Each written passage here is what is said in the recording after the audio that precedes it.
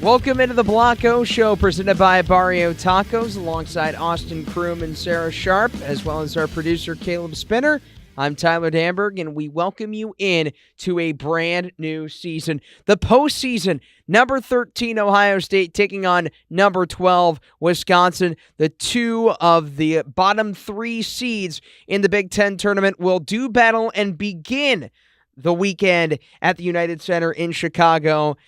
We have a good one. Now, who would have thought that Ohio State and Wisconsin would be the 13 and 12 seeds and playing the opening game of the Big Ten tournament? But here we are, the Buckeyes and Badgers looking to try and make a deep tournament run. Wisconsin, they need at least a win or two to try and stay on the bubble and try and make an NCAA tournament. Ohio State, they're 13 and 18 on the year. Austin, they need to win the Big Ten tournament to get an automatic bid and solidify a position in the NCAA tournament. I mean, just looking at the fact that they're 13 and you have teams just at the top, Purdue, Rutgers, Northwestern, you know how difficult it is just to even get a win over Wisconsin, let alone win the entire thing itself.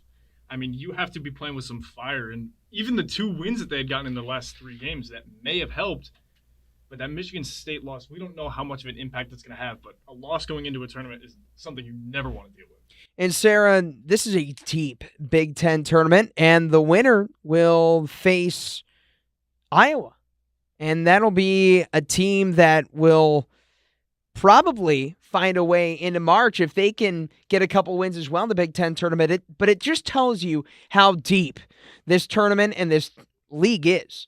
Absolutely. And you talked about Ohio State having to make a solid run in the Big Ten tournament. And it's interesting to keep in mind just the talent that they do have on this team, even with all the losses that they've had. And they beat Iowa earlier on in the season in their first matchup against them. So the potential is there. It's just whether or not they're going to be able to perform. So let's take a look at how these teams have gotten here. Let's start off with Ohio State. They started off the season strong. They won 10 of their first 13. But then they lost 14 of its next 15, anchored by a 9-game losing streak that began after a win that Sara pointed out, that one on January 24th. But they have been able to rely on their young core led by really 4 strong freshmen, including Bryce Sensabaugh, Roddy Gale, Bruce Thornton, who's came along nicely, and Felix Okpara, who Austin has really had to step up as of late with no Zed Key, as he just underwent shoulder surgery and will not play the rest of the year. Yeah, knowing that Zed Key is out, the kind of anchor of your defense, that 5, that positioning that hasn't been set for Ohio State, having Okpara play the center and do as well as he has, especially going up with guys like Zach Edey. I mean, you put him up there as a freshman going up against the best center in all of college basketball. It's difficult to do, and he's shown that he deserves to get some playing time on a big stage. He played over 30 minutes in that game, and I don't think Okpara realized back on January 5th that he was going to have to play up against the 7'4" big man out of Canada. And then Sara, to break that losing streak, Ohio State, not only did they win once, but they won twice. They defeated Illinois, and then last Wednesday, they beat Maryland. That was their first ranked win since November in the Maui Invitational over Texas Tech. So I'll leave you with this. Does this kind of give a little bit of a momentum swing for Ohio State and makes you think that they have what it takes to take a couple games in this tournament? I want to say yes, but I think it would have been even more of a momentum swing if they would have been able to win that game against Michigan State. I think after having those 2 wins, people started to look up. Maybe they were going to come in swinging in this tournament, but then they stopped it with a loss at Michigan State. So maybe, I don't want to 100% say no, I don't want to say yes, but it would have been more of a momentum swing with 3 wins coming into the tournament. And of course, that loss, a 6-point defeat against the Michigan State Spartans coming at the Breslin Center in East Lansing. They were down early on, but then Ohio State clawed their way back. They cut the lead down to 1 possession for the Spartans, but in the end, MSU and their home crowd, they were able to get out. They had a huge game from A.J. Hoggard and Tyson Walker, the two guards in the backcourt. As for Wisconsin, they're coming off a win against Minnesota in the border battle. It was a lot closer than maybe some might think, but the Badgers, they've been playing good as of late, and they're at their best when they have their entire starting lineup at full strength, and they've gotten a couple of big games out of a rising freshman, Connor Esigian. I mean, what do you expect from him? He's one of the best freshmen in the Big Ten, if not the entire country. So you know he's going to go out at a 6'4" frame. He's going to be a good two-guard specifically, especially with how good of a three-point shooter he is as well. If he's open, he's going to shoot it the best he's got. So Ohio State's defense, they're going to have to step up on him with how well he's done recently. Barrio Tacos is now open right in the heart of the Ohio State campus at 15th and High Streets. Barrio is serving tacos and margs late night each night and has an incredible happy hour with half-off margaritas and $1 off tacos weekdays from 3 p.m. to 6 p.m. Don't forget, Barrio is now accepting Buck ID and offers to-go and DoorDash. You can also catch Barrio inside the Horseshoe during game days in the fall at Section 10A and at their taco truck year-round, Mondays to Fridays, parked right outside the RPAC. 17-13 overall are the Badgers, 9-11 in Big Ten play compared to Ohio State with a 5-15 Big Ten record. So a pretty big gap between the two teams and the 12 and 13 seeds. Sarah, if you had to highlight a player for Ohio State, who would it be coming into this game?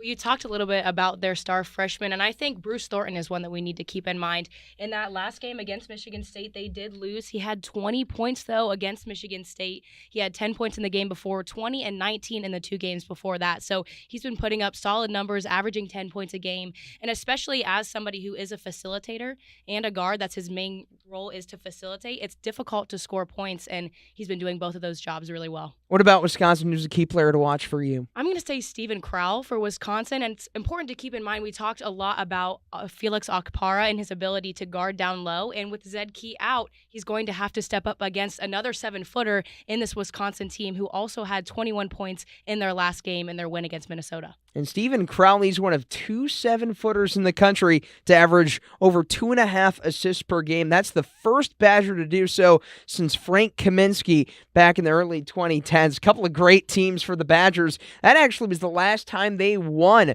a Big Ten tournament. Austin, for Ohio State, who's a key player to watch for you? I think Okpara 100%. I mean, you got the 7-footer battle. We have talked about it already. But he's got to go in as a freshman. He's going to be under a lot of pressure here. He knows it. He's the only 5 that the team has going up against the rest of the 7-footers. He might play the entire matchup because who else is going to go in behind him at this point? You don't really have a couple freshmen who haven't gotten as much big minutes in actual Big Ten matchups.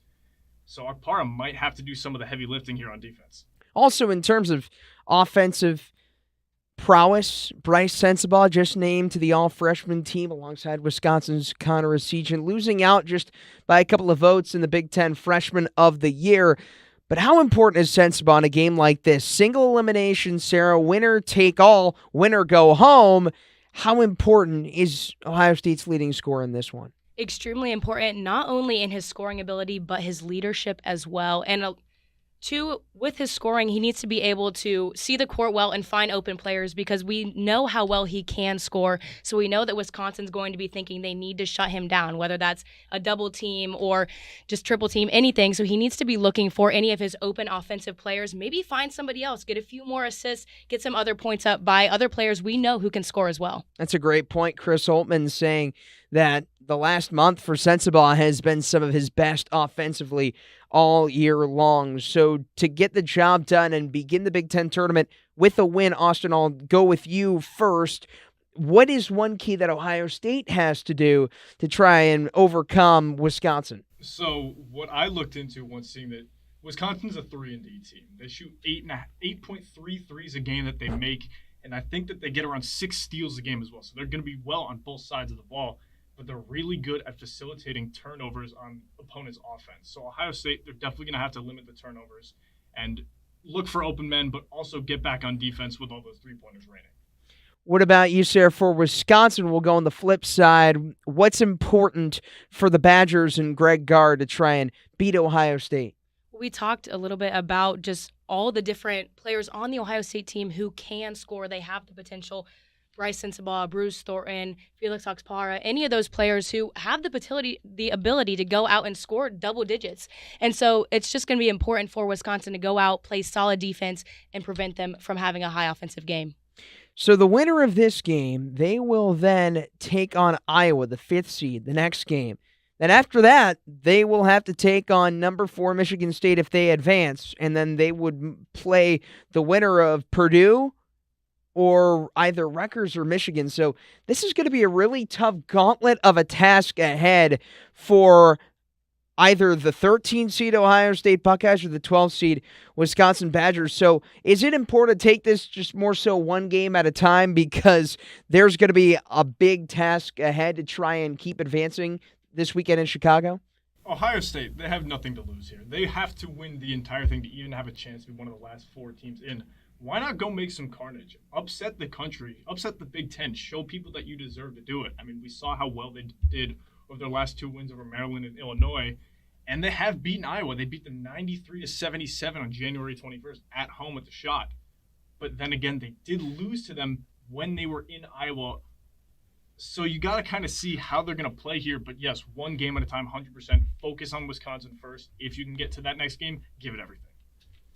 Sara, outside of Wisconsin and Ohio State, looking at the entire Big Ten tournament field, if there's one team that you think could really make a lot of noise and make a lot of impact, and that can be the number 1 seed and the regular season champions Purdue, or it could be another team, who would be that one that kind of interests you to see how they can make a little bit of a run here in this tournament?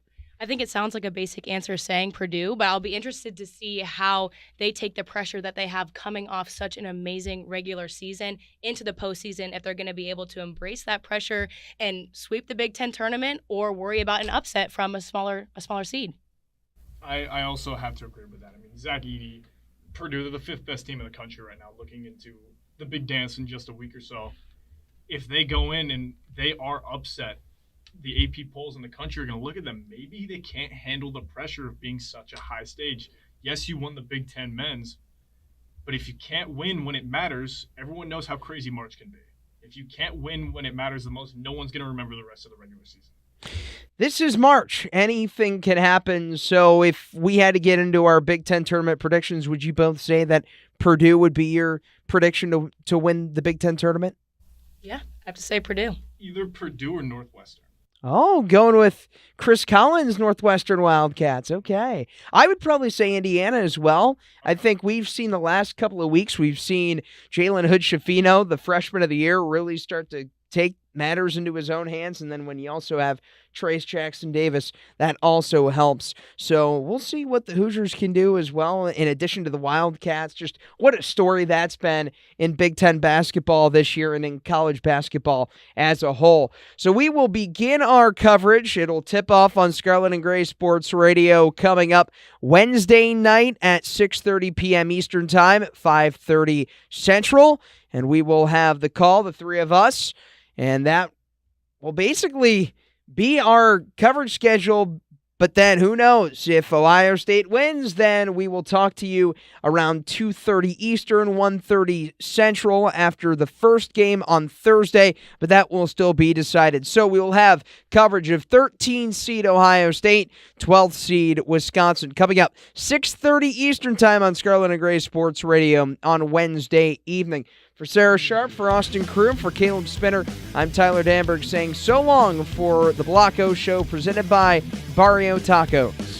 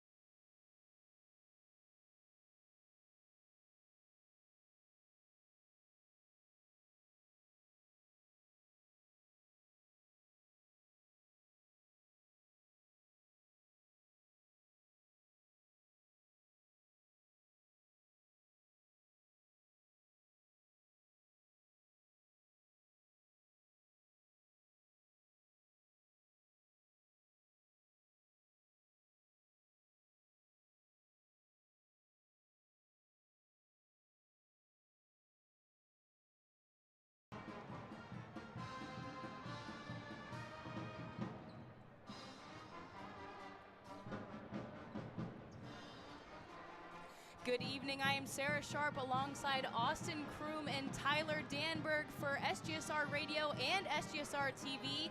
We are reporting live from United Center in Chicago, Illinois, as the Ohio State men's basketball team are set to face off against the Wisconsin Badgers. To start off, thank you for joining us for our pregame here today. And how we got here, Ohio State coming off a win against Maryland and Illinois in their last game, a loss against Michigan State. Wisconsin coming off a win against Minnesota and still playing for a tournament bid in the NCAA tournament. So to start off, Austin, what are some of the key aspects of this game for both teams today? Ohio State, first off, after those 2 wins near the end of the season, it looked good for them. You were going to hope that they had maybe gone on a 3-game win streak. Michigan State kind of just jumped in there and got a hold of that, and they took the win on that one. So coming off of a loss, you don't feel the greatest. But Wisconsin, they haven't won 2 games in a row since January 3rd. It's been over 2 months for them, so they're looking to break that streak. Both teams looking for as good of a win as they can get, but I think it's going to be closer than many people expect. And Austin, it's interesting to take a look at this matchup because it's a must-win, obviously, for either team. But for Ohio State, it's win and you move on, and you pretty much got to go all the way and win the Big Ten tournament to get to the NCAA tournament.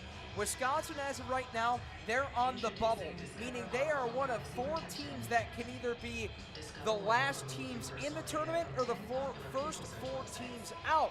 And so that means that the Badgers, they need to at least take this game and maybe take another here in Chicago to get to the NCAA tournament. And Tyler, you talked about how they're going to have to win a couple games here for Wisconsin to possibly make it into the tournament. So what is the pressure coming in for the Wisconsin team who is trying to get a tournament bid, or as opposed to Ohio State, who's not in the fight for the tournament anymore? Well, I think Austin said it in the Blanco Show presented by Barrio Tacos. A lot of pressure on Wisconsin. They're looking to try and make it 6 of the last 7 years with a trip to the Big Dance. But as for Ohio State, they're 5-15 in conference play, 13-18 on the year. They've got nothing to lose, so they can come in backs against the wall and just play loose and play tough and try and get a couple wins this week. Absolutely. And coming off a win for Wisconsin and a loss for Ohio State, Austin, what are the differing mindsets for these 2 teams coming into the game? Wisconsin, you know how they play. They're a high-flying offensive team. Their defense also pretty decent as well when you look at how they play. 3-and-D type team here. Like Tyler said, back against the wall for them. Ohio State, they're just playing for upset city at this point, seeing who they can beat and show to the country that they are willing to keep moving on. And if they win it all, fingers crossed, if you're an Ohio State fan, you can maybe get a first 4 in bid. But Ohio State, in their past 5 meetings, they are 4-1 against Wisconsin, with 2 of those wins coming in the championship game. Wisconsin needs to get a win here against Ohio State because historically, it's not looking too pretty. And Tyler, Austin, and we've talked a little bit about more the broader scheme of these 2 teams. Specifically, can you tell us some of the key players to look at tonight? Well, let's start off with Ohio State. Obviously, you have leading scorer Bryce Sensabaugh, 8th in the league in scoring right now, averaging over 16.5 points per game. Bruce Thornton's really come alive, another freshman, one of 4 that will most likely be in the starting lineup for Chris Holtmann's team.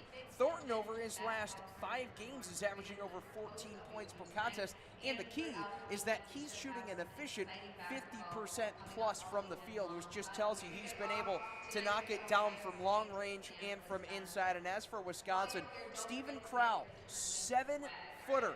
And not only can he attack inside, he had over 20 points against Minnesota in their last game, a recent win, but he's also one of 2 7-footers in all of college basketball that is averaging over 2.5 assists per game. So you always got to kind of keep an eye defensively on Stephen Crowell if you're an opposing team. And thank you for listening to us, Tyler. Thank you for that insight on our key players. And this was our pregame with SGSR. I am Sara Sharp alongside Austin Crume and Tyler Danburg. Come back for the 3 of us to give you our play-by-play for the Ohio State-Wisconsin game to tip off here at 5:30. Barrio Tacos is now open right in the heart of the Ohio State campus at 15th and High. Serving tacos and margaritas late night each night, Barrio has an incredible happy hour with half off margs and dollar off tacos weekdays from 3 p.m. to 6 p.m. Don't forget, Barrio accepts Buck ID and is offering to-go and DoorDash. You can also catch Barrio tacos inside the shoe during game days at Section 10A and at their taco truck Mondays to Fridays, parked right outside the RPAC.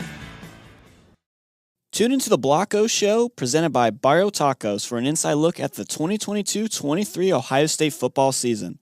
Scarlet and Gray Sports Radio team of football broadcasters previews each week of the Buckeyes football season, featuring opposing reporters from student journalists across the country. Listen to the Block O Show, presented by Barrio Tacos, every Friday at 9 a.m. Eastern Time on the Scarlet and Gray Sports Radio Podcast Network. Hi, this is Caleb Spinner. And this is Tyler Danburg. Together, we co-host the Ohio State of Mind, Scarlet and Gray Sports Radio's podcast covering all things Ohio State athletics. Join us Mondays and Fridays as we recap and preview every Ohio State sporting event from the past week. We also talk to current and former Buckeye athletes in our interview series Behind the Buckeye. Follow the Ohio State of Mind on Twitter at State of Mind OSU for more information on the show. We hope to see you there, but for now, that's the ad. We're out of here. Hey, Buckeye fans, Zachary Rodier here, the podcast coordinator for Scarlet and Gray Sports Radio. Here to tell you that if you want to listen to post-game coverage of your favorite Ohio State athletics, make sure you subscribe and listen to SGSR Recap, where post-game coverage of all the big games, including football, big hockey, basketball, and everything around, will be on SGSR Recap in case you miss post-game live on Scarlet and Gray Sports Radio. So make sure you listen to SGSR Recap on your favorite listening platform on the Scarlet and Gray Sports Radio Podcast Network. Hey Buckeye fans, this is Patrick Engels, president of the Sports and Society Initiative Student Club. Are you interested in pursuing a career in sports and hearing from professionals who work in the sports industry?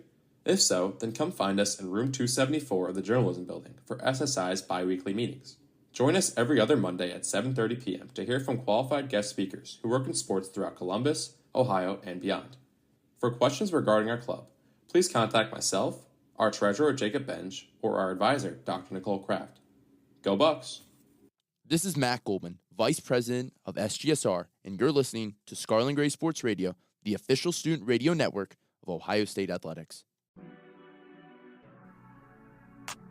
Coming soon to Scarlet and Gray Sports Radio, Season 2 of the Nothing But Nylon podcast with Gabe and Tyreek, covering all things Ohio State men's basketball. Bringing you news, analysis, and more. Episodes will be coming to you every Tuesday starting November 1st. We hope to see you soon on Nothing But Nylon. Peace. Hey everyone, my name is Jack Murphy, and I'm one of the co-hosts of The Nightcap, a new podcast here at Scarlet and Gray Sports Radio. Join me and my co-host Sam Cerrone every week for a discussion about the current state of sports and an interview with one of the top members of the Ohio State athletic community. We have a new podcast every Wednesday, and you can get us on Apple, Spotify, or wherever you get your podcasts. Go Bucks! Zachary Rodier here, host of 614 Check on Scarlet and Gray Sports Radio's Podcast Network. We're the only dedicated podcast talking about the Ohio State men's and women's ice hockey teams and the Columbus Blue Jackets. In each episode, we will cover everything you need to know in the NHL and NCAA surrounding the 614 hockey area code, and we will have exclusive interviews with the best 614 hockey personalities, including players, media personnel, and journalists. Listen to 614 Check, linktr.ee/614check, 4check spelled FORECHECK. Hope to see you there. Barrio Tacos is now open right in the heart of the Ohio State campus at 15th and High. Serving tacos and margaritas late night each night, Barrio has an incredible happy hour with half off margs and dollar off tacos weekdays from 3 p.m. to 6 p.m. Don't forget, Barrio accepts Buck ID and is offering to-go and DoorDash. You can also catch Barrio tacos inside the shoe during game days at Section 10A and at their taco truck Mondays to Fridays, parked right outside the RPAC.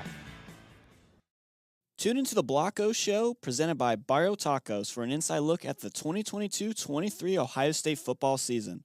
Scarlet and Gray Sports Radio team of football broadcasters previews each week of the Buckeyes football season, featuring opposing reporters from student journalists across the country.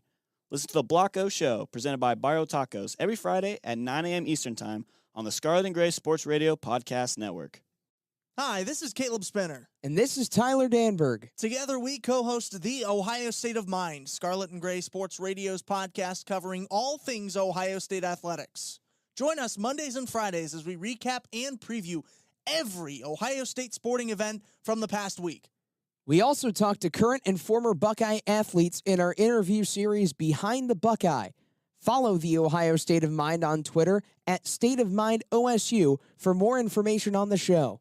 We hope to see you there, but for now, that's the ad. We're out of here.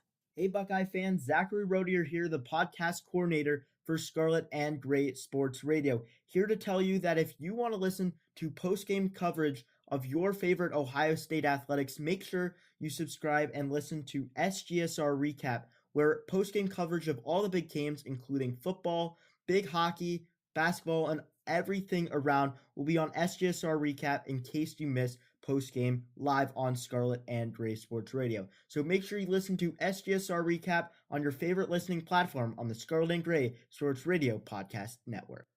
Hey Buckeye fans, this is Patrick Engels, president of the Sports and Society Initiative Student Club. Are you interested in pursuing a career in sports and hearing from professionals who work in the sports industry? If so, then come find us in room 274 of the Journalism Building for SSI's bi-weekly meetings. Join us every other Monday at 7:30 p.m. to hear from qualified guest speakers who work in sports throughout Columbus, Ohio, and beyond. For questions regarding our club, please contact myself, our treasurer Jacob Benj, or our advisor Dr. Nicole Kraft. Go Bucks! This is Matt Goldman, Vice President of SGSR, and you're listening to Scarlet and Gray Sports Radio, the official student radio network of Ohio State Athletics. Coming soon to Scarlet and Gray Sports Radio, Season 2 of the Nothing But Nylon podcast with Gabe and Tyreek, covering all things Ohio State men's basketball. Bringing you news, analysis, and more. Episodes will become... From the house that Michael Jordan built, the United Center in downtown Chicago, it's the men's Big Ten basketball tournament on Scarlet and Gray Sports Radio as the 13th seed Ohio State takes on the 12th seed Wisconsin Badgers. Hi everybody and welcome in to Scarlet and Gray Sports Radio and SGSR TV. I'm Tyler Danburg alongside Sara Sharp, Austin Crume, and Caleb Spinner. And guys, we have a good one. Two teams that are looking to try and continue their postseason runs, and it all starts now. A meeting with number 5 Iowa awaits tomorrow at approximately 2:30 Central and 3:30 Eastern. But right now it all comes down to this. Winner, go home. Ohio State, they need to win the Big Ten tournament to go to the NCAA tournament. Wisconsin, Sarah, they're on the bubble right now. They can be either the last 4 in or the first 4 out, and this game is going to be one that decides their fate. And I think that's one of the biggest reasons why all the pressure here is on Wisconsin, because they are just right on the line of that postseason run. So more pressure here for Wisconsin tonight, and then Ohio State trying to pull off a miracle. Austin, the Buckeyes are coming off an 84-78 loss Saturday on Senior Day for the Spartans at Michigan State. A hostile environment, but they had 4 different players scoring double figures, and a guy that stepped up was Bruce Thornton, the freshman, with another 20-point game. That's exactly what you need for Thornton. Deep here in this one, as the freshman, at the beginning of the season, he wasn't getting to the strides that he was thinking he could do. But in the last 4 games, he's averaging 17.3 and shooting 54% from the field. If you need a guy to step up, might as well make it now. This is the most important game of the season by far, regardless of games up north or against the team up north or any of your other rivals. You give it everything here. Like you said, pressure's on Wisconsin. As for Wisconsin, they're coming off a 71-67 victory over Minnesota in the border battle. Now, Minnesota, we'll see them after this game taking on Nebraska in the 14th seed versus 11th seed game. Minnesota, the bottom team of the conference, but they took Wisconsin to the final buzzer when Chucky Hepburn hit a game-winning three-pointer with 47 seconds left. So what might we expect from a team like Wisconsin under head coach Greg Gard?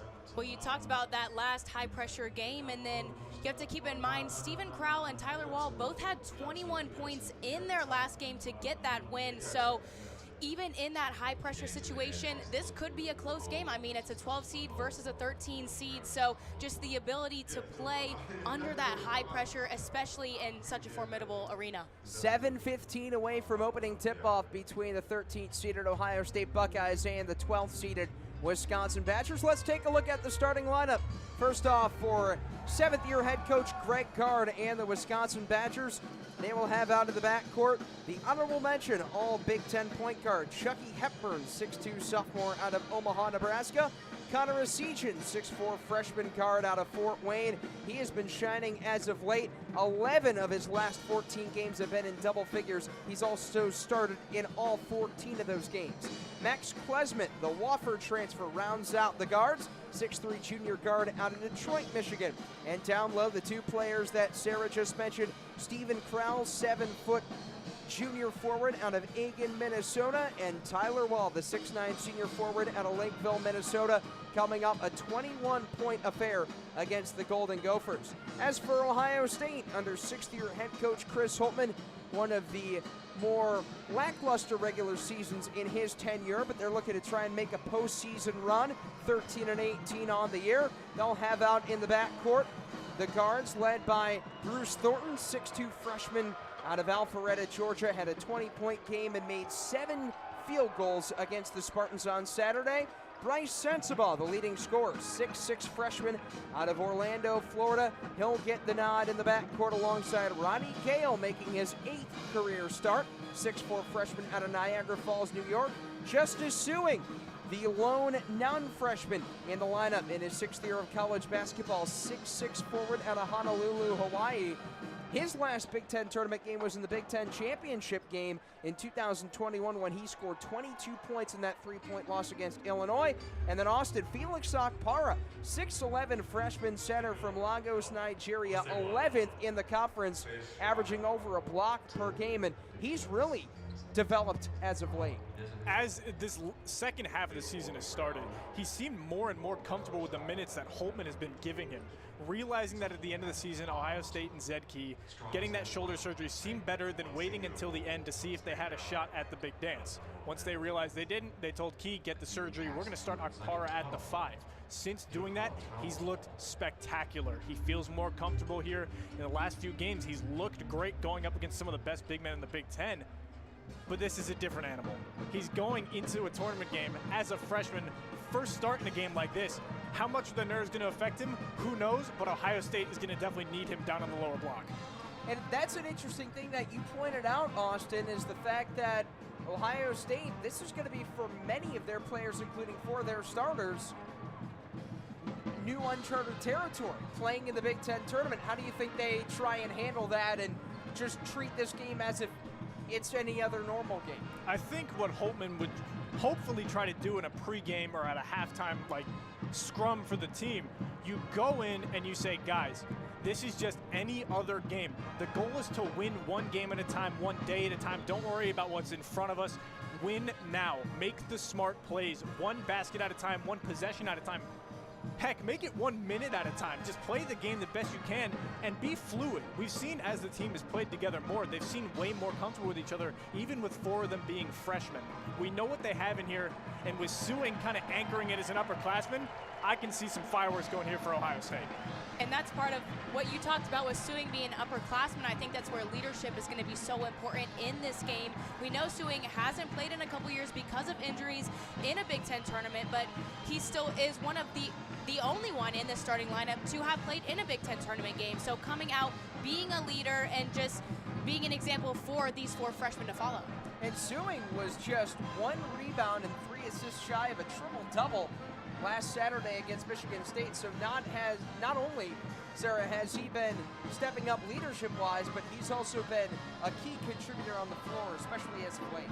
He has, and one of those strongest things, too, you talked about his rebounding, is not only scoring points, how important it is as a player to be able to score, but also play in those other areas as well, give an assist to another player or get those offensive or those defensive rebounds. So just playing a well-rounded game is going to be huge for him today. 2.5 minutes away from tip-off for the opening game of the Big Ten tournament. Not only is this the first round, but this is the first game of the 2023 Big Ten Tournament here inside the United Center in downtown Chicago. Let's see how both these teams have matched up so far program-wise in the Big Ten Tournament. Starting out with Ohio State, 30-17 all-time, 14-7 in opening games. But last year, they fell to the 11th seed Penn State Nittany Lions by 3 points in the quarterfinals. So they're going to look to try and avenge that early exit last year when they came into the tournament as a 6th seed.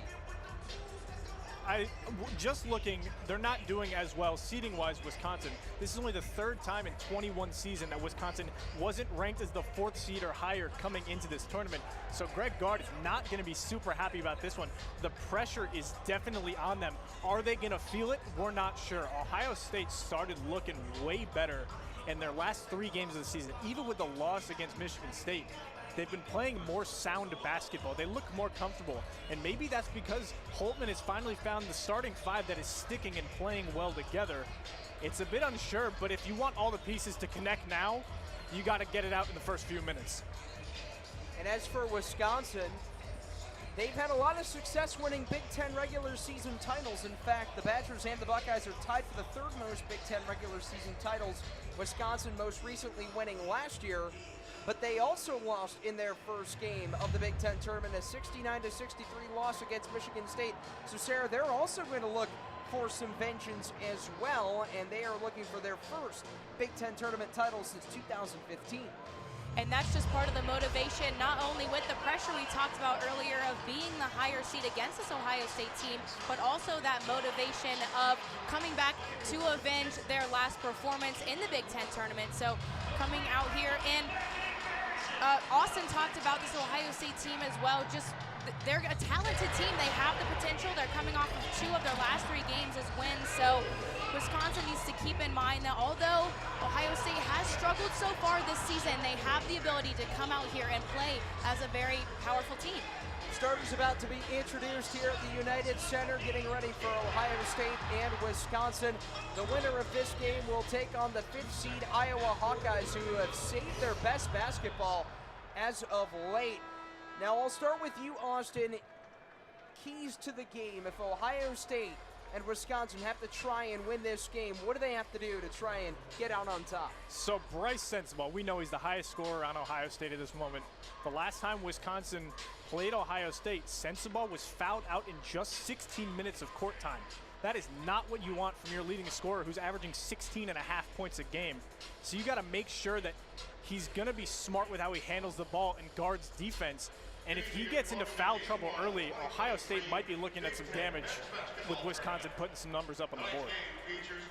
And Ohio State, you talked about to start out with, I think he looked a little bit more on the offensive side. I think the defense is also going to be important. We know Ohio State can come out here, they can score offensively. It's preventing other teams from scoring as well. So hoping to see them play some stronger defense. We know as well they have Steven Crowell on the Wisconsin team. He's 7 foot. Felix Okpara, how is he going to adjust to coming in here in his first Big Ten tournament play and guarding a player who is going to be tough inside?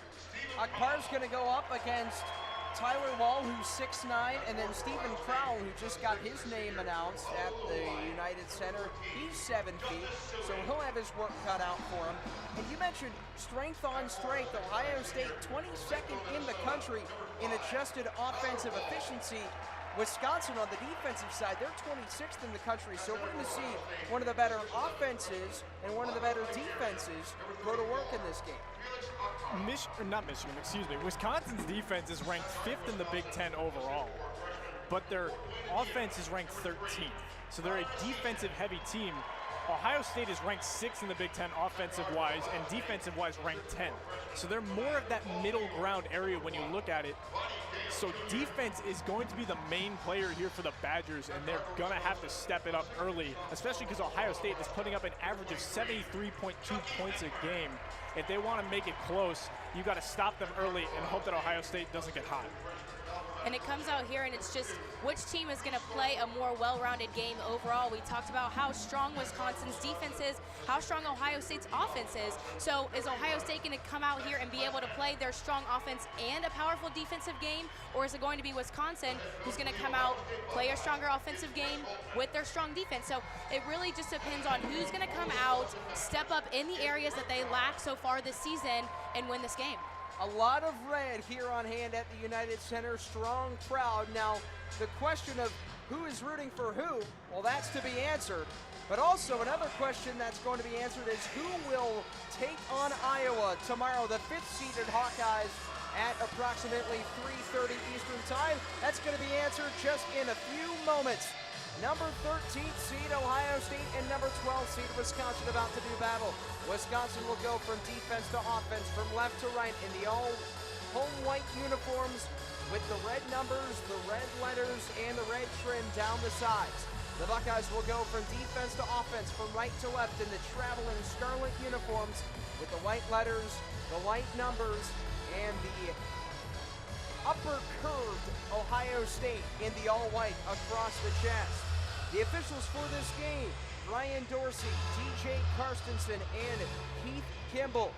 Stephen Crowell to tip off for Wisconsin, 7-foot junior. He'll go up against the 6'11 freshman Felix Okpara in his first ever Big Ten tournament game, one of 4 Ohio State freshmen to make their Big Ten tournament debut on this very floor. Tyler Danburg, Sara Sharp, Austin Crume, and Caleb Spinner, glad to be with you on Scarlet and Gray Sports Radio and SGSR TV for the 172nd meeting between these two teams. It's going to be a good one here, guys. I have a feeling game one, you got to start off on the right foot, and I think we're going to see some fireworks here. Brian Dorsey steps into the center circle, flips it up with the right hand, tip controlled by Stephen Crowell, and away we go for the Big Ten tournament, Ohio State and Wisconsin. Stephen Crowell pushes it away. Left wing to Connor Resijan. Catch and release the 3-ball, and it's off the front rim. Rebound to Bryce Sensabaugh, and we stay scoreless. Defensive stop for Ohio State. They carry it from right to left. Bruce Thornton defended tightly by Chucky Hepburn. High on the left, flips top of the circle to Sensabaugh. Goes down left to the lane, lost the handle. Out of bounds in the baseline left. Wisconsin forces a turnover 30 seconds into the ballgame. Ohio State struggled with some turnovers in their last few games, so something they're going to want to clean up in the game against Wisconsin to hopefully win this game. They average just under 11 per contest. 19:25 to go, first half, no score. Wisconsin basketball. Crowell down low on the right to Connor Resijan, and he lays it in for the first points of the game. 2-0 Wisconsin. Resijan's going to be that main scoring key here for Wisconsin, so look for him to put up a bunch of shots early. 19:10 remaining, first half. Ohio State basketball down by 2. Justice Suing holds the ball, shoulder high, driving into the lane, low, loses the ball, regains it, flips it, falling out of bounds between the rings to Roddy Gale. Works off an Okpara screen with 5 on the shot clock. 15-footer up by Gale, and it's good. The bank is open, and Gale's got the first 2 of the game. We're tied up. 18:45 to go, first half. Wisconsin with the basketball. Max Klesmet, the transfer from Wofford, pushes a pass high on the left to Hepburn, defended tightly by Gale. Goes left, one dribble, picks it up, flips, left block extended for Stephen Crowell. 16.5 to go. Crowell seeping inside on Okpara, mid-post left with 10 on the timer. Pulls up, jump hook with the right hand, short, and the rebound grabbed by Sensabaugh. Good defense there by Okpara. 18:20 to go. First half tied up at 2. Thornton spreads it left wing to Suing. Goes down ahead of the key, down to the left block. Defended by Wall. Spins left. Pump fakes. Muscles it up. Can't get it to go. Offensive rebound regathered by Sensabaugh. Outlets it up top. Thornton for 3. Wide left to the rim. Under 18 minutes to go, and Wisconsin's got it tied at 2. And we knew that it was going to be a battle down low for Okpara, and Crowell did a great job playing defense and just staying strong on him on that last possession. Resijan flipped it up at the free throw line. It hung on the back rim, and it came loose. Touched last by Ohio State, said head referee DJ Karstensen. And then, after looking at it yet again, they're going to say it was touched last by Wisconsin. So Ohio State's got it back. Tied at 2 with 17:45 to go in this first half. The Ohio State bench is pointing towards Wisconsin saying, guys, they touched it, not us, and luckily for them, they're getting it early. Felix Okpara's got the orange basketball, hands it off top the key to Roddy Gale. Had the first 2 points for Ohio State, feeds it top side to Thornton, spins right of the lane. Now left to the circle. Thornton's got 7 on the timer, gets an Okpara screen. From 18 feet out, kicks right wing Sewing. Long three is good. And that's what Sewing needs to do this game, is just put points on the board and be a leader for Ohio State. 5-2 Ohio State, 17 to go first half. Sewing had 22 points in his last Big Ten tournament game at the championship in 2021 against Illinois. Wisconsin with the rock. Stephen Crowell right of the circle, looking for options, surveys, flips it right wing. Hepburn dials up a triple, wide right of the rim. Ohio State's got it up by 3. Thornton flies over the timeline, kicks right wing to Sensabaugh, pumps, drives, left mid post, picks up his dribble, outlets it left wing to Gale. Kicks it in the right wing to Sewing, pulls up right elbow, and he knocks it home. 7-2 Ohio State. Sewing's got 5. Sewing, the vet, looking good in this one. Maybe kind of leading the charge here, showing the freshmen, guys, it's all right. Put up your shots. You can make them. Be confident. 16 and a half to go first half. Wisconsin basketball. Stephen Crowell maneuvers to the right block on Sewing, spins to his right, and he floats it home with the right hand. Some miscommunication there with the Buckeyes, as Crowell got lucky on the mismatch against Sewing, as Okpara wasn't there to defend him. He had 21 points, did Crowell, in the win against Minnesota on Sunday. 7 for Ohio State. Thornton the drive. Thornton the layup. To the right block he goes, and he banks it in. 9 for Ohio State with under 16 minutes to go in the half. Ohio State's looking comfortable early in this one. That's a good sign for them. Wisconsin are the home whites. They are the home seed. They have it on the right side of the floor, attacking the basket to our right. Chucky Hepburn pulls up, 18-footer from the left side, clanks off the front iron, rebound to Gale. He's got numbers, 3-on-3 from right to left, slows it down across the court, right wing to Sewing. Up top, Sensabaugh, dials up a 3-ball, won't go, but stolen away by Sewing. He lobs it, left block to Okpara. Ohio State still with it. Inside, left of the lane to Sensabaugh. Backing down on Wall. He's got 10 to shoot, 15 and a half to play. Fall-away jumper from the left side, off the back iron. Rebound to Wall. The Buckeyes right now are out rebounding Wisconsin 7-2, excuse me. So Wisconsin going to want to be a little bit stronger on the boards. And then on the other end, Tyler Wall fumbles the basketball right baseline, and it kicks off his bright orange shoe and out of bounds on the baseline with 15:10 to go in this first half. 9-4 Ohio State leading. And Austin, a couple of costly turnovers for Wisconsin right now. They have given the ball away for the first time. They usually average about 8 per contest, which is second in the nation. So Ohio State getting some defensive stops early. That's exactly what Ohio State needs. I mean, you know the offense for them is their bread and butter, but they also turn the ball over a decent amount as well, especially early in the game when you just try to find your footing. If you're going too fast and not reading roles correctly, you might just lose the ball or get it stripped easier by the defense. But like I said, so far, they're looking really comfortable so far. Maybe it's Justice Sewing going out there. Just calm down, play the game. And when your veteran is confident, the rookies are confident. When they can see the leaders feeling headstrong and ready, they're going to feel the same way and just play the game they know.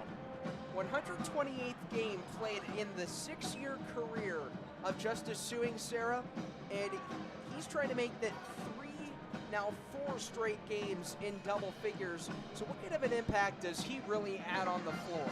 We talked about just before the game how important it's going to be for him to be a leader for these 4 freshmen that started with him, as well as those coming off the bench too. So not only with his scoring, he has 5 points, he has a rebound so far, but just being a leader as well, something you don't think about as much. You look more at the stats, but outside of the stats, coming out here, playing his game, and just playing by example and showing the rookies how they should play today. First media timeout on the floor, 15:10 to play in this opening half. 9-4 Ohio State leading Wisconsin, the 13th seed in front of the 12th seed. First time these teams met, only time these teams met in the regular season. It was a 65-60 win for Wisconsin, but Ohio State nearly came back after trailing as large as 18 points, and Chris Holtmann got ejected in that game late in that first half, so that was probably something that he wanted back. So a very notable game that sticks out in the mind of Ohio State and Wisconsin. And you got to be sure that the Buckeyes are going to look for some revenge here in this ballgame. It was only one of the few games that they had started where they actually did not have a lead at some point in the first half, or start with the lead in the first half. One of 2 to 3 games, if I remember correctly.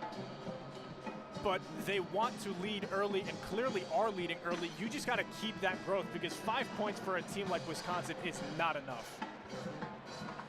And you talked about just leading early and just keeping that foot on the gas pedal and continuing to push this lead even further. Their offense is their bread and butter, so continue to score and also shut down this Wisconsin team as well on defense. Sean McNeil and Ice Likely into the game. McNeil averaging 9.7 points per contest, and Likely tied for the team lead in assists with 75 out on the floor. Ohio State attacking the basket to our left. From right to left they come in the traveling Scarlet. Thornton lobs low on the left to Akpara, goes up to get it out of his hands, out of his reach. They tried the alley-oop, but Wisconsin's got it back, trailing by 5. Under 15 minutes to go in this opening half. Stephen Crowell patrols. Flips around to the recently checked-in junior Carter Gilmore. Feeds top side to Hepburn. Back to Gilmore, high on the right, defended with separation by McNeil. Gives it to Crowell, wearing the white short-sleeve shirt. Passes to the left wing, stolen away by Thornton. To the line, to the lane, lays it up for Ohio State, and lays it in. Buckeyes up by 7. Defense looking good so far in this one. Got to keep the foot on both axes of this game. 14:20 to go, opening half. Buckeyes up, their largest lead today. Right of the lane is Crowell. Hands right wing to Hepburn. Stops, pops. Three-pointer is wide right of the mark, but it's pulled back into the offensive glass by Stephen Crowell. The 7-footer muscles to the right block at the semicircle, flips it up and in with a left hand. Baby hook goes for the 7-footer Crowell. And that's what Wisconsin needs to do. Feed him on the inside and continue to get him buckets. 11-6, Ohio State up. Bruce Thornton walks into the forecourt. Holds the ball on his left hip. Muscles off an Akpara screen to the left wing. Passes right wing to McNeil, right of the circle. Picks up his dribble. Line drive pass high on the left to Thornton. Against another Akpara pick. 5 of the shot clock. Kicks right wing to Suey. Goes left, now to his right. Step back right of the circle. Jumper is short as the shot clock buzzer sounded. Wisconsin with transition numbers. They'll slow it down. Right wing with Essegian. Up top to Crowell. 11-6, Wisconsin trailing. 13-15 left in the first half. Here's Essegian, the freshman, at the new Big Ten Conference Tournament logo at half court. He'll give it to Hepburn, goes down right of the lane, at the block, turns, flips to Crowell, loses it off his left short. It goes out of bounds over the baseline. And they're going to say it's Ohio State basketball with 13:01 to play in the first half. They might give it another look. Austin, what'd you see there? They may want to give it another look. It looked like it may have bounced off the leg of one of the Ohio State players, but it looks like Wisconsin will not get lucky on this one, and Ohio State will retain it. Jordan Davis checks in for Wisconsin, the junior guard, 6'4". It's going to be Ohio State basketball. They do not look after it. 11-6, Buckeyes leading. 12:45 to go, first half. Sean McNeil's got it on his right shoulder. Kicks it back out to the left wing to Thornton. Maneuvers it high on the right, back to McNeil. 6 to shoot. Deep 3 is good. He's got it. 14-6 off the hands of Ohio State's Sean McNeil. And McNeil came out, he got those 3 points, and he's going to need to stay hot for the Buckeyes. He's in the last few games, we haven't seen as many 3-pointers from him, so that's a good sign for the Buckeyes. Carter Gilmore has it for Wisconsin. Attacking the basket to our right. Whistle blows, foul is called. Ice Likely commits the first wrongdoing of this game. We have almost played 8 full minutes, and that's the first foul of this Big Ten tournament opener. Likely's first, team's first, and in for Wisconsin. Checks Tyler Wall.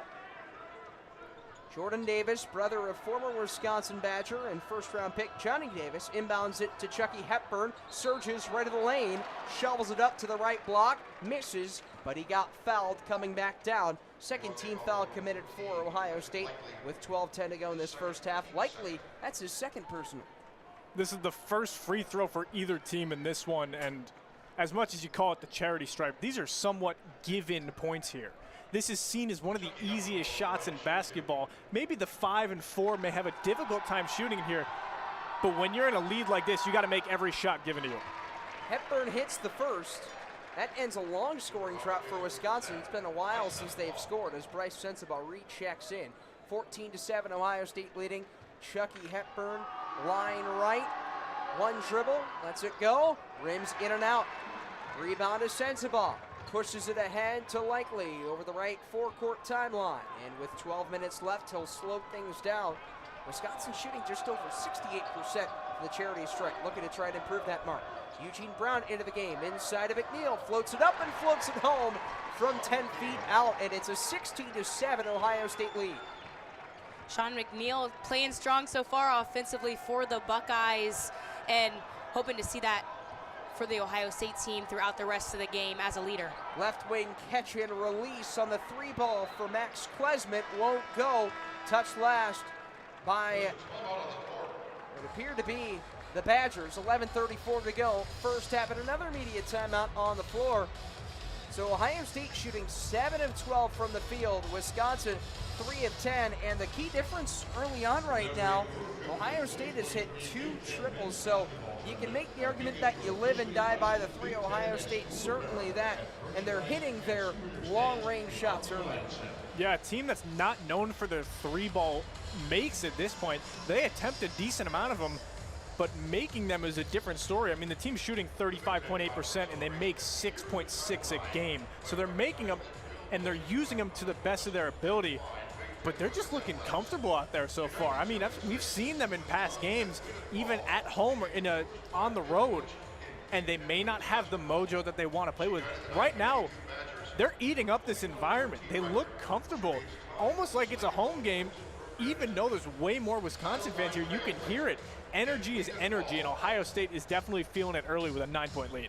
At Ohio State, they're no stranger to playing in front of the opposing crowd in a neutral site. Back when they played against North Carolina at the CBS Sports Classic in Madison Square Garden, a loss in overtime to the Tar Heels. It was predominantly North Carolina fans, yet they were able to take North Carolina into overtime, and they had the lead for most of that game.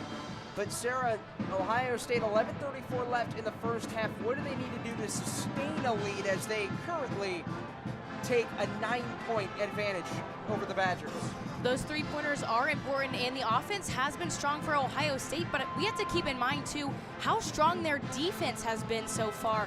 Right now, they've held Wisconsin to 7 points, and one of those was a free throw, as Austin talked about, is kind of a given point. So their defense has been really strong, something they've struggled with. Not as strong as their offense throughout the season, so continue to play powerful defense and hold Wisconsin to fewer points. And for the Badgers, currently down by that much. Talked about the stressed added emphasis on the free throws, as Austin mentioned when Chucky Hepburn was at the line. But what do they need to do to try and make this early comeback, as they've fallen into a little bit of an early hole? They just got to get anything going so far. This is their second drought of over 2 minutes apiece, and we're only through about 8.5 years so far. That is not what you want to see for Wisconsin, but when you're ranked 13th in offense in the Big Ten, it's only one team below you. The only way you can go is up, and that's the mentality they should have right now. Look, we're down by 9. You have plenty of time to go. Act like it's a home game.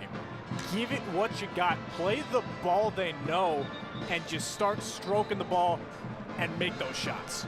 Stephen Crowell leads the way for the Badgers with 4 points. Do you keep just giving it inside to the big man Crowell, and then also Tyler Wall, who's played 6 of the 8.5 minutes? I think it is important to continue to find open looks down low for Stephen Crowell, but Ohio State has done a solid job of defending him. We saw a few chances where Wisconsin tried to get it into Crowell, and it was either knocked away or he wasn't able to retrieve it. So try to get it into him, but it has been difficult. So maybe find a different area to score instead. Wisconsin inbounds to the left of the hoop. They retain possession. Triggering it in as Hepburn gets it in to Klesmit, gets fouled in the middle of the paint, shovels it up. Comes up empty, a little bit too strong, but he's got 2 shots at the free throw line coming up as he snuck past Sensabaugh, got Eugene Brown to bite on the ball fake, and then drew the foul on Eugene Brown, the junior guard out of Conyers, Georgia. First free throw on the way, and it clanks wide right of the rim for Klesmit. The Wofford transfer comes up empty there, and the Badgers are 1 of 3 from the stripe early on. And Wisconsin down 9 points. when you're at the free throw line, you have to execute to get any point you can. So being 2 of 4 from the free throw line so far has not been their strongest point of the game. Klesmit knocks in the second. 16-8 Ohio State's lead trimmed down to 8. 11.5 to play. Opening stanza here at the United Center in Chicago. Bruce Thornton, left point, out to the right point for Sensabaugh. Off to McNeil in the right corner. Gets a pick and roll from Sensabaugh. Maneuvers towards the top of the key. Gets in right of the lane, pumps, stops, fires, and scores off the glass and in with 11:05 to go in the half. Good drive and take there by McNeil. McNeil is one of these guys you have to get hot early, especially if he's coming off the bench here as the 6th man, and so far he's looking hot. Badgers have it high on the left. They've got the basketball. Into Gilmore. Backing in on Okpara.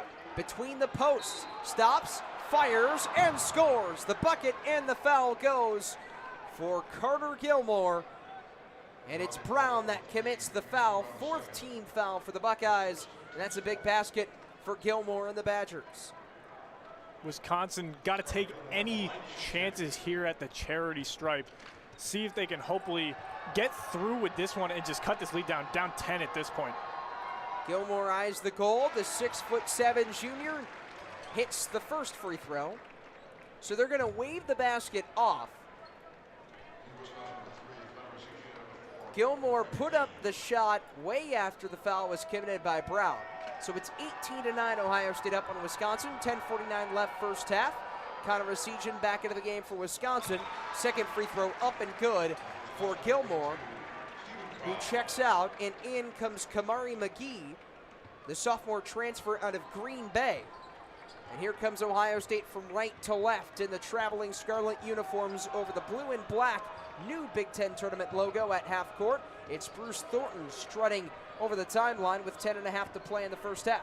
Thornton top of the key, and an offensive foul called on Eugene Brown, his second personal, as he commits the moving screen on Kamari McGee. And Ohio State now 4 fouls, Wisconsin 0. So lopsided fouls in this game. Gonna want to clean up that defense for the Ohio State Buckeyes, and Wisconsin keep playing the way you are when it comes to fouls. Badgers into Ohio State territory in the home whites. They are the home team. They trail by 8. Ball into Tyler Wall to the right block. Backing down on Sewing. Kicks top side to McGee. Floats it to the left wing to Asijan.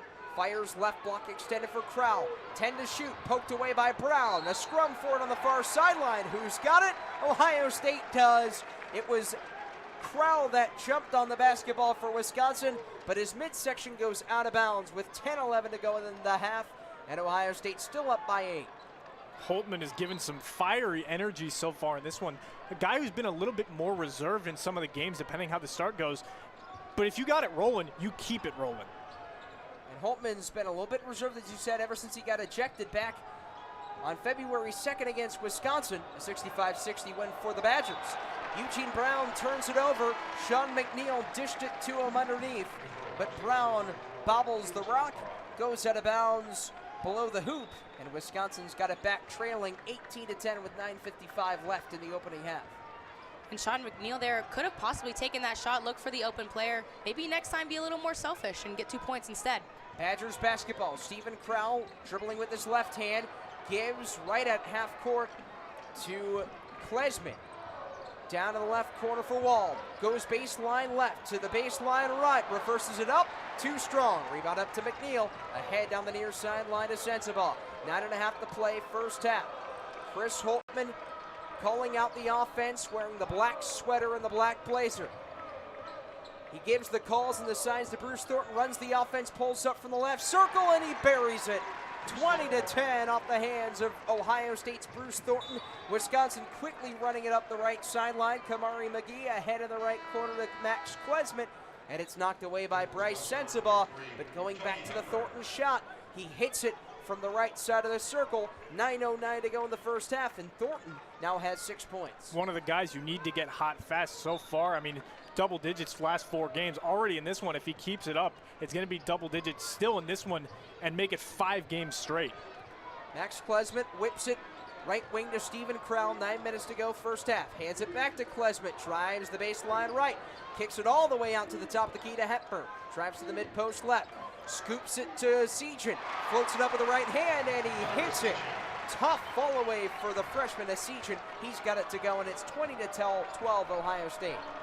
That basket there by Wisconsin just broke a 4-minute, 50-second scoring drought for them. They definitely need this one. 8:35 left in the first half. Ohio State basketball. Whistle blows and a blocking foul outside the left paint. Bryce Sensabaugh draws it. Chucky Hepburn for Wisconsin takes it. And that's the first team foul for Wisconsin. Yeah, you read my mind. That's exactly what I was about to say. Boo's raining down, though. Wisconsin fans not super happy about that one. They're making their presence known. Not too far is Madison from Chicago. Off the inbound, it goes to McNeil. Picks up his dribble with his back to the hoop, left of the circle, back out to the left front court for Sensabaugh. Crossing over on Klesmit. Goes to the left block and banks it home.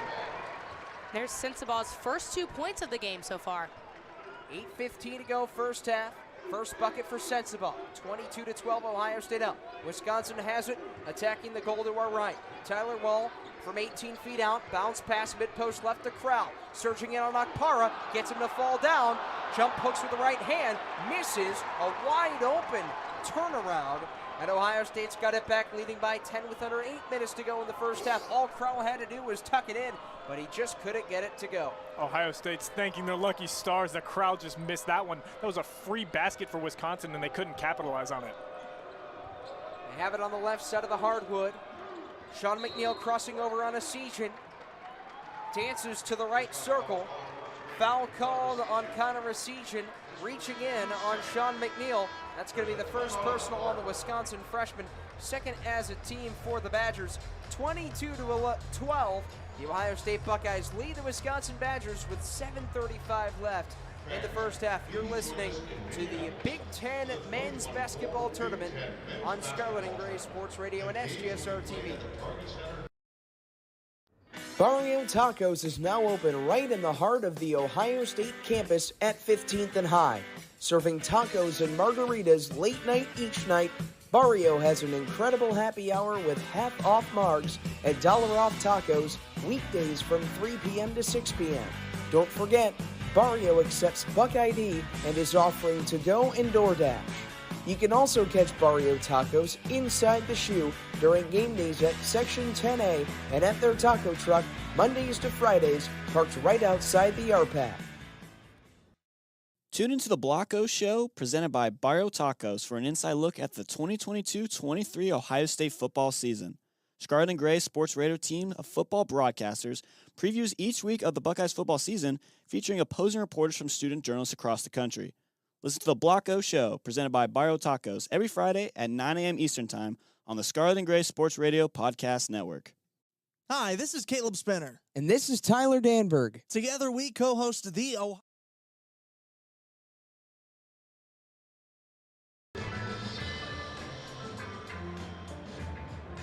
7:35 to go in the first half. Ohio State 22, Wisconsin 12 in the first round of the Big Ten tournament. And I have a question for you both. Just feel free to chime in. What do Michael Jordan, Oprah Winfrey, Bill Clinton, Bono, Beyonce, Barbara Streisand, Marianne Hossa, and Tom Izzo all have in common? That's a long list of people that all have something in common. Are they from North Carolina? No, that is not true. I had to take a shot in the dark. That's a good guess. What they all have in common, the United Center, which is the location for this matchup. The Big Ten tournament back at the United Center. Next year it will be in Minneapolis, but this has played host to many great Big Ten tournament games, and this could be a good one here. 22-12, Ohio State up on Wisconsin with 7.5 minutes to play in the first half. Sarah, what's caught your eye so far? The biggest thing that's caught my eye is on the Wisconsin side, and that is execution. They have struggled with easy shots that they should be completing, and they haven't been able to. Right now, 4 of 13 from just the field, so execution has been a big thing for this Wisconsin team to have them at a 10-point deficit so far.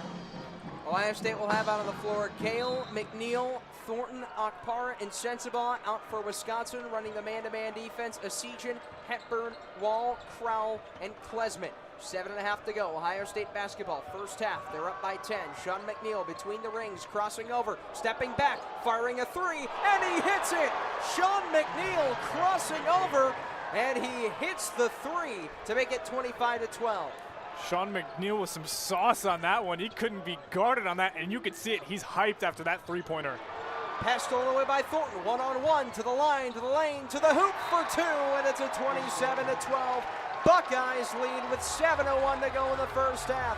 Ohio State off and running, a 7-0 run over the last minute 15. Ohio State came out after that last timeout with fire and forced another timeout here. And we talked about Sean McNeil hit that three there. He has 10 points so far tonight. He averages 9.7 this season, so already above his average, and we're not even close to the end of this first half. McNeil playing in the Big 12 with West Virginia, he's going to play some great competition. So when his change to the Big 10 happened, some people were confused. Hey, he's not doing as well as he had. Prove him wrong here. And he's doing it so far. 4 for 4 on this one, 10 points and 2 for 2. For the UNLV, and Chucky Hepburn struts into the forecourt where he hands it off to Carter Gilmore. Flips it high on the right to Hepburn.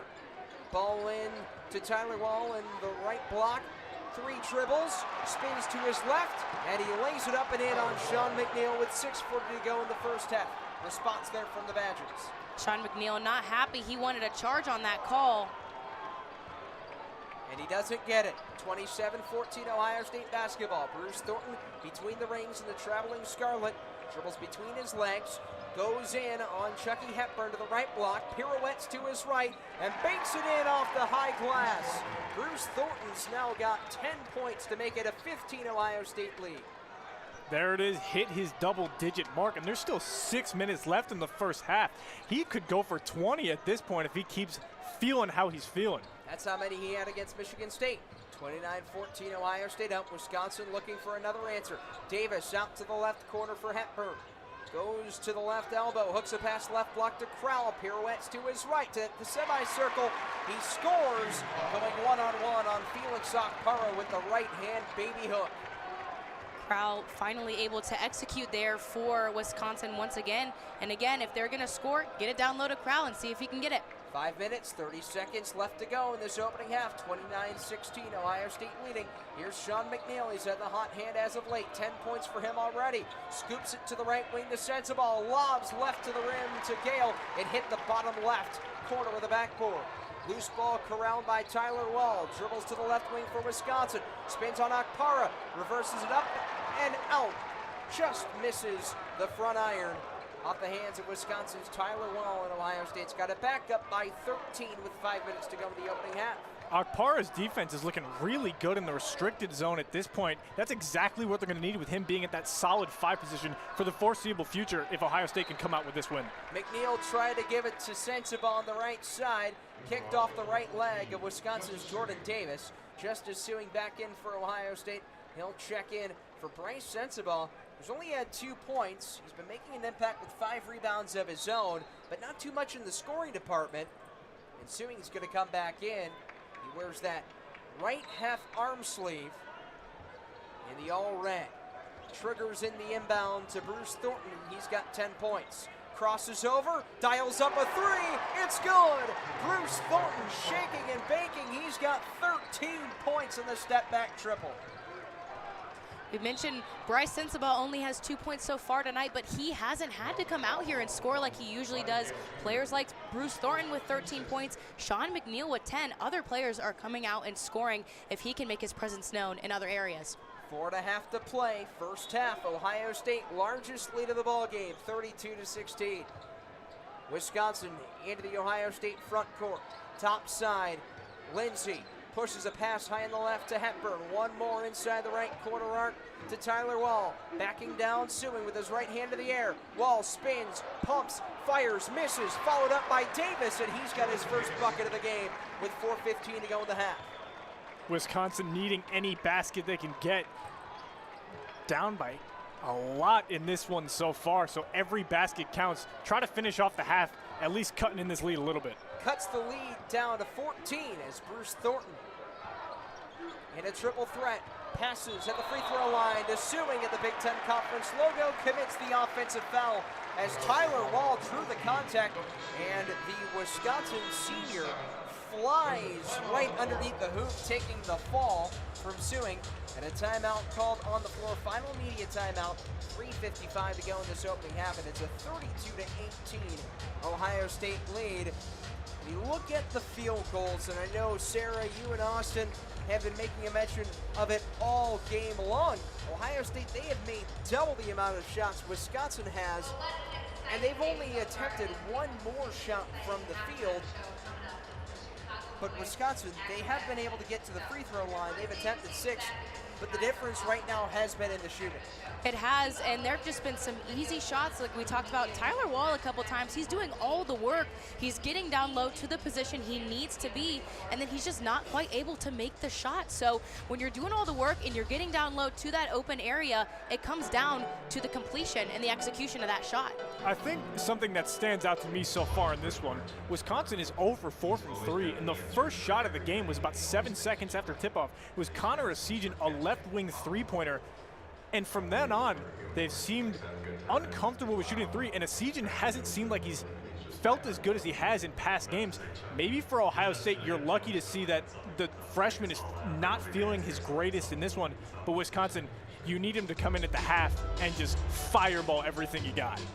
He wasn't on the floor when Wisconsin went into the timeout huddle, but Esigian had 17 points in that first game back in early February against Ohio State. He had 11 points against Minnesota on Sunday. And he's really emerged as one of the better Big Ten freshmen. Of course, another Big Ten freshman that was named to the all-freshman team, Bryce Sensabaugh. He's been a little bit of in and out in this game, Sarah. 2 points, 5 rebounds in just a few minutes, but he's been back and forth off the bench. He has, and again, only 2 points so far tonight, which is rare for him. He's usually their leading scorer, but he has not had to score so far tonight. And he's been rebounding as well. He had 5 rebounds. So if other players are stepping up and they're scoring, find another area to execute and play. And so he's finding those rebounds for other players who are having strong offensive games so far. 3 minutes, 55 seconds left. First half, 32-18, Ohio State leading. They are the 13th seed, the Buckeyes are. The Badgers trailing. They are the 12th seed, and they are the home team. And we've been seeing that a lot of red and a lot of Wisconsin fans in the student section. And in the lower bowl around the United Center here in Chicago, back off the timeout. Badgers basketball, they possess with Steven Crowell, holds it on his left hip, wearing the high-waisted white shorts. Surges towards the paint, turns back to his right on Akpara. He's got 13 on the shot clock, muscles it up with the right hand, and it just hangs on the front rim and a little too strong. Crowell comes up empty. He's now 3 of 7 from the field, and Ohio State's got it back. 32-18 is the Ohio State lead. Here's Thornton. Angles to his right, between the rings, passes high on the right to Sewing. The 6th-year senior spins at the free throw line, turns left, powers it up, planks in and out, rebound to Wall. Even with that missed shot, Ohio State still looks comfortable controlling the ball in this one, and you got to see him keep doing it with 3 minutes left in this first half. Jordan Davis pulls up from long range. His top of the key 3 is wide left to the rim with under 3 minutes to go in the opening half. Bruce Thornton with his right hand in the air for Ohio State will engineer the offense. Dishes high on the right to McNeil. Whips it topside to Thornton. Driving on Hepburn, loses the handle. Grabbed by Lindsey for Wisconsin. The UNLV transfer. Treks to the left wing, defended by McNeil. Bounce pass intended for Crowell, kicked off the right shoe of Ohio State's Sean McNeil. And in comes Connor Esigian and Max Klesman, that backcourt duo that have been so good for Wisconsin. But somebody you mentioned, Wisconsin needs to get involved. Connor Esigian whips in the inbound pass to Wall. Around the horn it goes, left wing to Hepburn, scoops to the hoop. Kicks it out to the left block for Wall, falls to the floor, it pinballs around the free throw line, and it's regathered by Roddy Gale for Ohio State. He's looking for options. A Wisconsin Badger falls down on it at the Big Ten Conference logo, and a jump ball is called before Chris Holtmann could call timeout. Good, healthy basketball all around there, and Ohio State's got the possession arrow in their favor as Bryce Sensabaugh checks back in. Good hustle there by both teams to try to find the ball, and Ohio State was just able to come up with it. That's all you can ask for. Hard-nosed Big Ten basketball. It looked like a crash on there, a bunch of guys going in, but Ohio State came out with it, so they're definitely happy about that one. And with 2 minutes left, just chuck the ball. You got it. Just give it everything you got. Keep making this lead higher. Home stretch of the first half, 32-18, the Ohio State lead. Buckeyes into Wisconsin defensive territory. Here's Felix Okpara, pushes left wing to Gale. Gets held on to by Connor Asijian. Latches on freshman. Asijian's second personal, Wisconsin's third as a team. And Lindsey's going to sprint to the scores table, and he'll come in for Connor Asijian.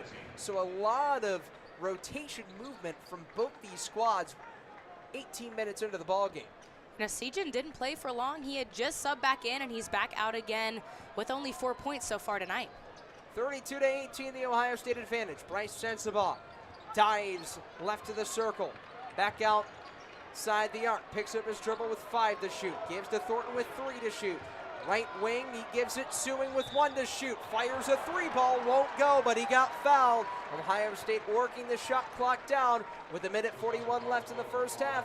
And as the clock expired, Sewing got the 3 off, and he's going to the line.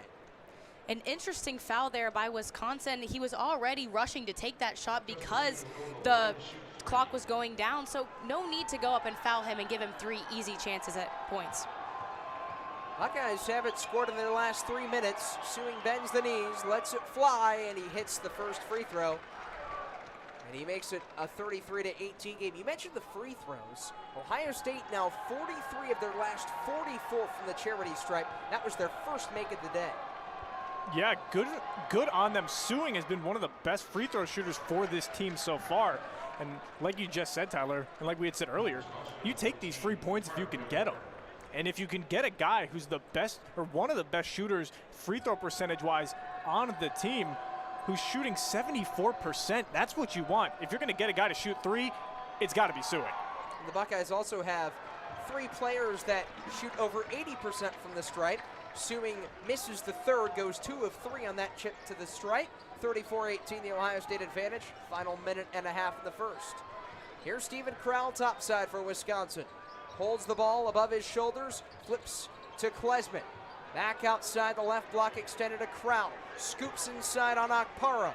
Picks up his dribble, floats it up. Rejected by Sensabaugh, and he's got it. Bryce Sensabaugh, the block, and then he picks up the loose ball and outlets it up over the timeline to Bruce Thornton. Steven Crowell doing everything he can down low, but he is not able to beat this Ohio State defense right now. Final 60 seconds of the half. Ohio State with the basketball. Right side follow-away jumper falls for Bryce Sensabaugh, turning away on Hepburn, and he knocks it down to make it 36-18 Buckeyes. Maybe Sensabaugh's feeling it on both sides of the ball at this point. Defenses look good so far. If he can pick up his offense at the half, it's good. Hepburn left wing 3 off the heel.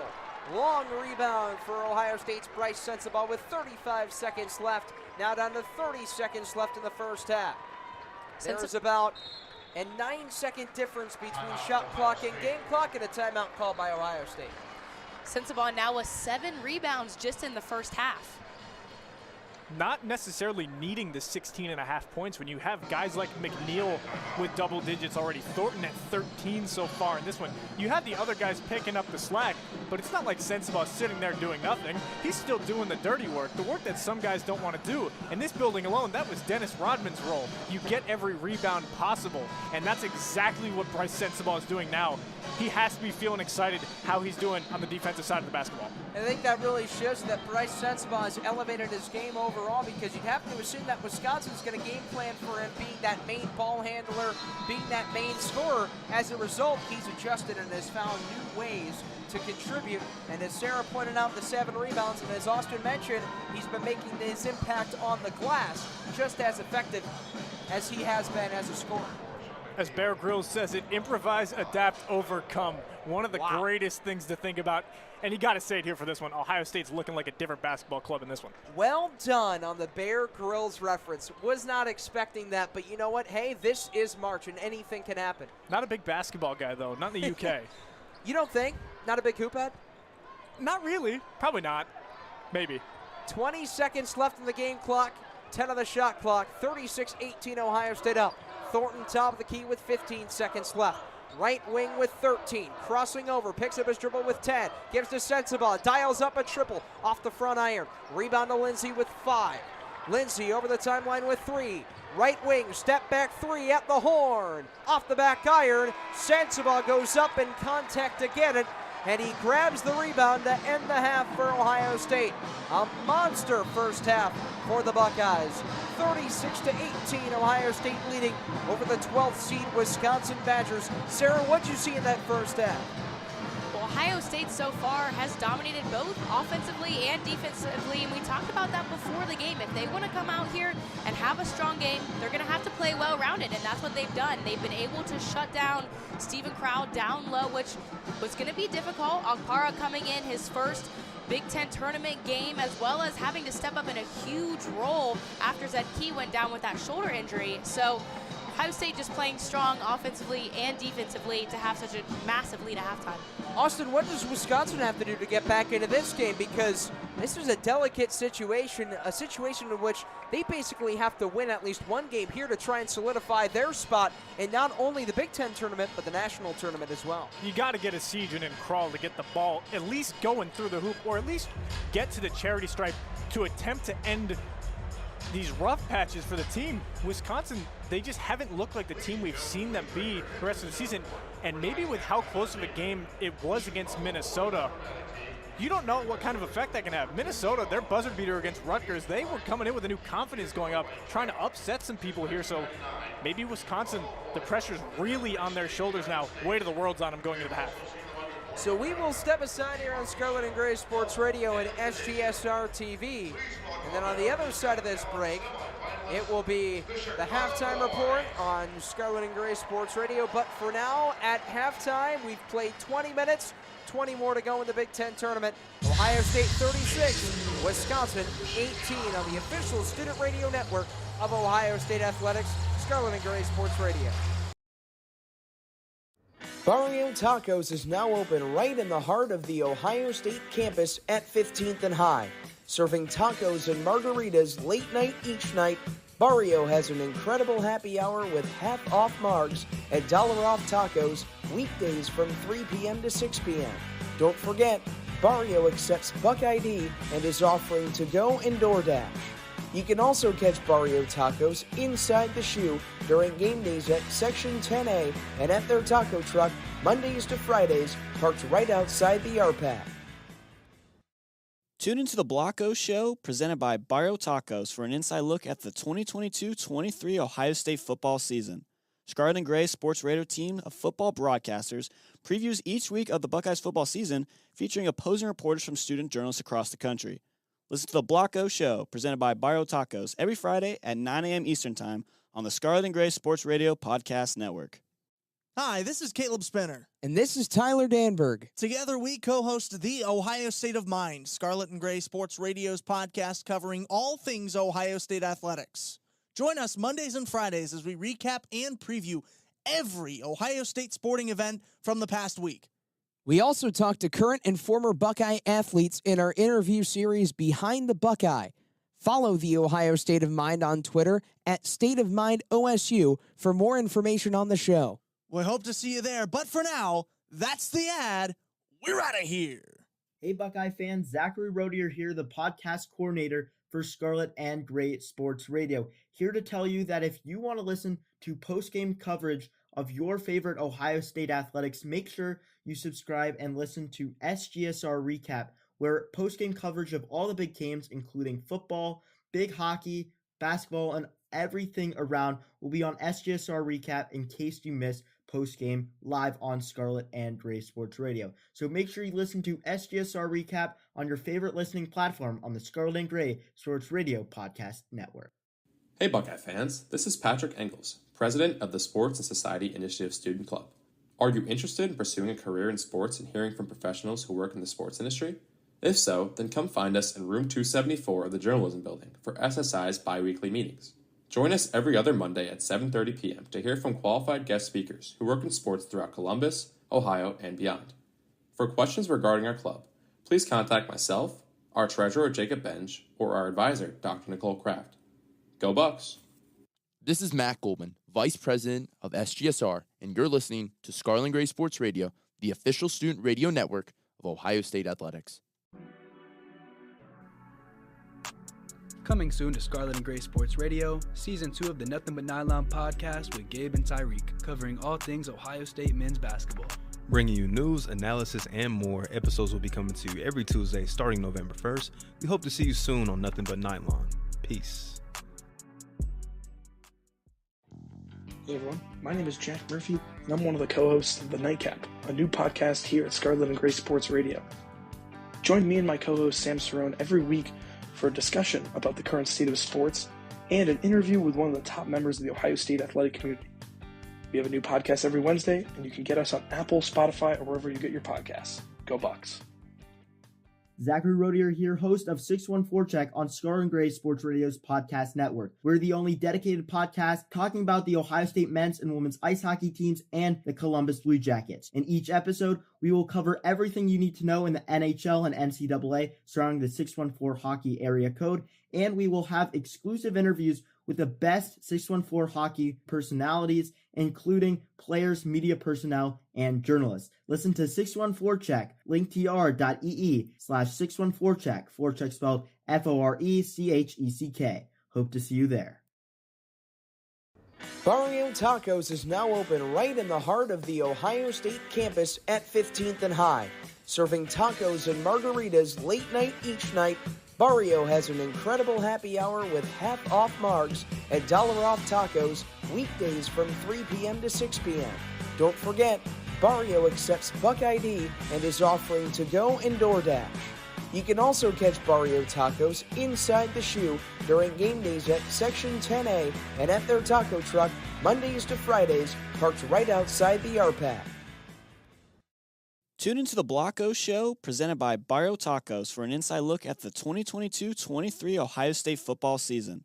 Scarlet and Gray Sports Radio team of football broadcasters previews each week of the Buckeyes football season, featuring opposing reporters from student journalists across the country. Listen to the Block O Show, presented by Barrio Tacos, every Friday at 9 a.m. Eastern Time on the Scarlet and Gray Sports Radio Podcast Network. Hi, this is Caleb Spinner. And this is Tyler Danburg. Together, we co-host the Ohio State of Mind, Scarlet and Gray Sports Radio's podcast covering all things Ohio State athletics. Join us Mondays and Fridays as we recap and preview every Ohio State sporting event from the past week. We also talk to current and former Buckeye athletes in our interview series Behind the Buckeye. Follow the Ohio State of Mind on Twitter at State of Mind OSU for more information on the show. We hope to see you there, but for now, that's the ad. We're out of here. Hey, Buckeye fans, Zachary Rodier here, the podcast coordinator for Scarlet and Gray Sports Radio, here to tell you that if you want to listen to post-game coverage of your favorite Ohio State athletics, make sure you subscribe and listen to SGSR Recap, where post-game coverage of all the big games, including football, big hockey, basketball, and everything around, will be on SGSR Recap in case you miss post-game live on Scarlet and Gray Sports Radio. So make sure you listen to SGSR Recap on your favorite listening platform on the Scarlet and Gray Sports Radio Podcast Network. Hey Buckeye fans, this is Patrick Engels, President of the Sports and Society Initiative Student Club. Are you interested in pursuing a career in sports and hearing from professionals who work in the sports industry? If so, then come find us in room 274 of the Journalism Building for SSI's bi-weekly meetings. Join us every other Monday at 7:30 p.m. to hear from qualified guest speakers who work in sports throughout Columbus, Ohio, and beyond. For questions regarding our club, please contact myself, our treasurer Jacob Benj, or our advisor Dr. Nicole Kraft. Go Bucks! This is Matt Goldman, Vice President of SGSR, and you're listening to Scarlet and Gray Sports Radio, the official student radio network of Ohio State Athletics. Coming soon to Scarlet and Gray Sports Radio, Season 2 of the Nothing But Nylon podcast with Gabe and Tyreek, covering all things Ohio State men's basketball. Bringing you news, analysis, and more. Episodes will be coming to you every Tuesday starting November 1st. We hope to see you soon on Nothing But Nylon. Peace. Hey everyone, my name is Jack Murphy, and I'm one of the co-hosts of The Nightcap, a new podcast here at Scarlet and Gray Sports Radio. Join me and my co-host Sam Cerrone every week for a discussion about the current state of sports and an interview with one of the top members of the Ohio State athletic community. We have a new podcast every Wednesday, and you can get us on Apple, Spotify, or wherever you get your podcasts. Go Bucks.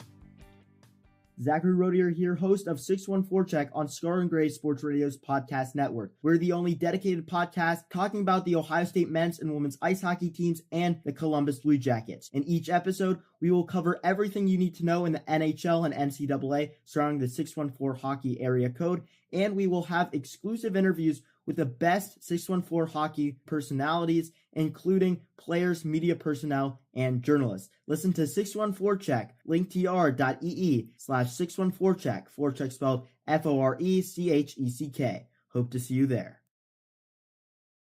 Barrio Tacos is now open right in the heart of the Ohio State campus at 15th and High. Serving tacos and margaritas late night each night, Barrio has an incredible happy hour with half-off margs and $1-off tacos weekdays from 3 p.m. to 6 p.m. Don't forget, Barrio accepts Buck ID and is offering to-go and DoorDash.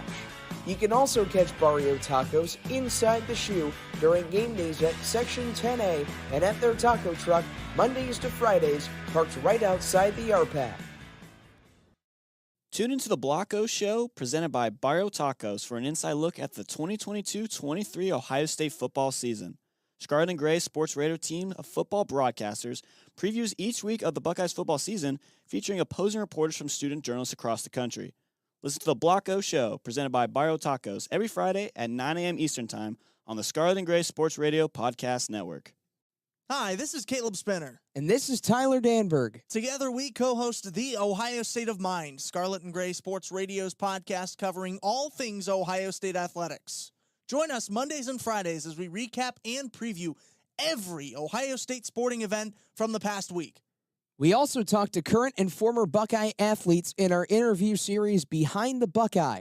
Follow the Ohio State of Mind on Twitter at State of Mind OSU for more information on the show. We hope to see you there, but for now, that's the ad. We're out of here. Hey, Buckeye fans, Zachary Rodier here, the podcast coordinator for Scarlet and Gray Sports Radio, here to tell you that if you want to listen to post-game coverage of your favorite Ohio State athletics, make sure you subscribe and listen to SGSR Recap, where post-game coverage of all the big games, including football, big hockey, basketball, and everything around will be on SGSR Recap in case you miss post-game live on Scarlet and...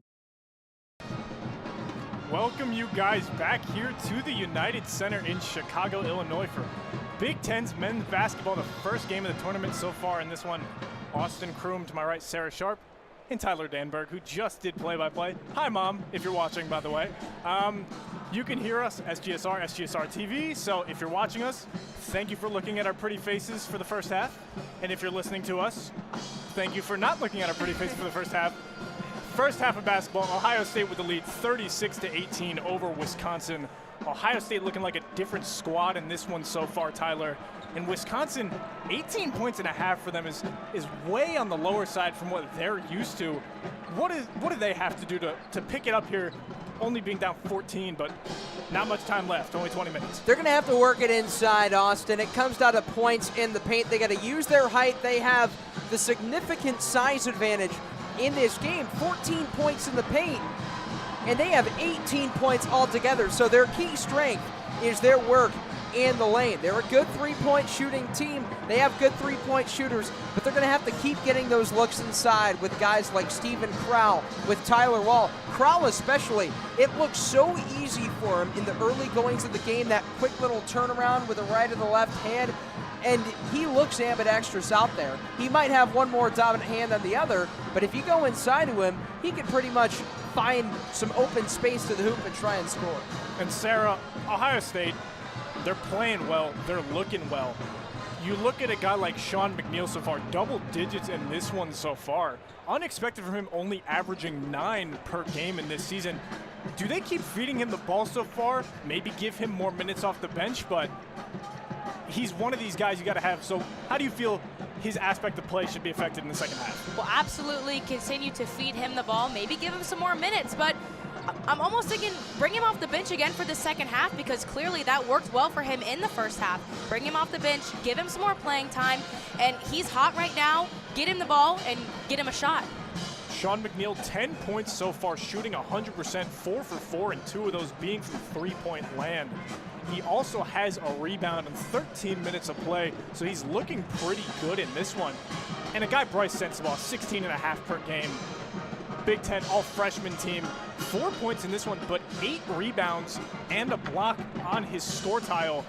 He's looking good, even on the defensive side, just taking some warm-up shots here. And Tyler, defense, it's the name of the game so far in this one. Offense puts butts in seats, defense wins games. And for Sensabaugh, do you think he should maybe focus on the defensive side of the ball in the second half? Well, I think you definitely saw him really be a factor on the defensive glass, especially with over 5 defensive rebounds and 7 overall, and then he had that 8th to end the first half. But Austin, I think this is where we start to really see him experiment. Chris Holtmann said coming into this game that this last month has been one of the best offensively in the freshman year of Bryce Sensabaugh. You're going to have to really see him start to unfold before our very eyes here at the United Center. And I think, too, just Sensabaugh always, it seems, has the pressure of scoring. In a lot of their games, it's up to him to go out, put the ball in the basket. And so far tonight, he hasn't had that pressure, and he's been able to expand his game in other ways. So as long as other players are going out and putting points on the board for Ohio State, Bryce Sensabaugh might not have to focus on scoring as much and continue to play defense or rebound for the Buckeyes. Yeah, Ohio State playing like a different team. Wisconsin got to get back into this one. We got 20 more minutes of tournament basketball here in Chicago, Illinois. Ohio State, Wisconsin, 36-18. Ohio State leading in this one. There's the buzzer, and the 20 minutes strikes. Whole lot of red in this one, seeing let's go red for Wisconsin fans, but even the game after this got some red in there as well, so you don't know necessarily who the fans are, but you feed off that energy. Let's go red is a little bit too broad, I think, of a sign to bring into the arena tonight. At least, I gotta say, at least Ohio State's wearing their crimson, and Wisconsin is wearing white. Wisconsin now inbounding the ball. Tyler Wall at the media tables at half court. Is ref holding it in this one, waiting for the clock to chime in and everyone to be ready in this one. 20 minutes more of basketball. Game 1, Big Ten men's tournament, Chicago, Illinois, SGSR TV. I'm excited, guys. It's the beauty of March. The fact that anything can happen, and those single elimination games always make things interesting. 100% they do. Ref's still waiting a little bit, maybe communication error so far, but while we're still here, never mind, there it goes. Looks like we're starting here as Wisconsin inbounds the ball. And Tyler Wall moving it. Chucky Hepburn now with it. Top of the key, passes it, Max Klesmit dribbling right wing. Hepburn left wing, passes inside to Stephen Crowell. Posting up Akpara, left block. A lot of body movement there. Crowell, floater no good. Rebound Ohio State, and Sensabaugh again. And Crowell there, he got it down low, did all the work once again, wasn't able to execute. Sensabaugh, top of the key, passes it to Gale. Dribbling around the defense, inside, right-hand layup, just missed, but a tip in by Akpara, and that is a point for Ohio State, 38-18. Heads up tip in by Akpara, just stayed back, packed the paint, able to smoke it back in with the right hand. Wisconsin moving the ball inside to Klesmit. He's posting up, Sensabaugh outside to Crawl. Back inside, though, to Klesmit. Trying to do a spin cycle on Sensabaugh, and Sensabaugh's defense is great in the paint. Post fade there. Klesmit bounces in, no good. Rebound, Ohio State ensuing, and that's another good defensive stop for Ohio State. Field goals now 7 of 25 for Wisconsin, at 28%. Thornton being the ball handler so far in this one. Akpara looking. Passes Sewing to his right side. Sewing driving inside. Crossover on the right block, posting up the defense, fade away, money, and he falls over, and that is another shot. Ohio State now leading 40-18. That's a tough fall away from the left side. He went crashing into the Ohio State bench on the far sideline. Hepburn now, ball top of the key, looking for open teammates. Sees Tyler Wall. Back to Crawl left side, though, back to Hepburn being double teamed. Crawl inside on Akpara, a post-up 3, a siege in left wing, no good, but a rebound by Wisconsin on the right wing.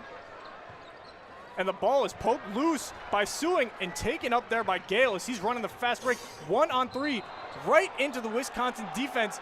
And that is a defensive foul on Wisconsin. Wisconsin tried to set up for the charge. Feet were still moving, though. So the foul is going to go to the Badgers. A good little move to his right there by Ronnie Gale on the drive. Able to try and gain some separation. Roddy Gale running quick on that one as he inbounds it to Bruce Thornton. He drives, free throw, pull-up J, no good. Smacked out by Akpara, but rebounded by Asijan, and Wisconsin's running. Asijan now left wing, surveying, hits Crawl, top of the key, wide open. No good on his 3 with 0 contest. And there's pinballing on the inside, and Wisconsin gets the board. Up, left side, and that's a good layup for Tyler Wall. They finally score, down by 20 with 17:25 to go. Wisconsin 0 of 9 from the three-point line, struggling severely from that area. Thornton now, heavy defense on it by Hepburn, screened by Akpara though. Still ball in the hands of Ohio State, and now to Sensabaugh, driving in, 2 guys on him. Thornton again, hits to Gale, jab step, 3-pointer, no good. Tips around, but another rebound by Sensabaugh, and Ohio State resets the clock as Thornton stands at this new Big Ten tournament logo. That's 10 boards for Bryce Sensabaugh now, making an impact on the glass. Still getting his double digits today. 100%. Thornton drives in, passes Akpara, about a 10-footer and no good. And a rebound by Wall as there's some crashing into his teammates. Wisconsin moving the ball. Asijan, corner pass to Hepburn, looking inside to Crawl again. Posted up, but poked out by Ohio State's defense. And Roddy Gale Jr. on the fast break. Left wing, Sensabaugh, 3-pointer. Bingo! He's got that one. 43-20, Ohio State. And a timeout on the floor, and it's getting loud in Chicago. Ohio State feeling the fire in this one.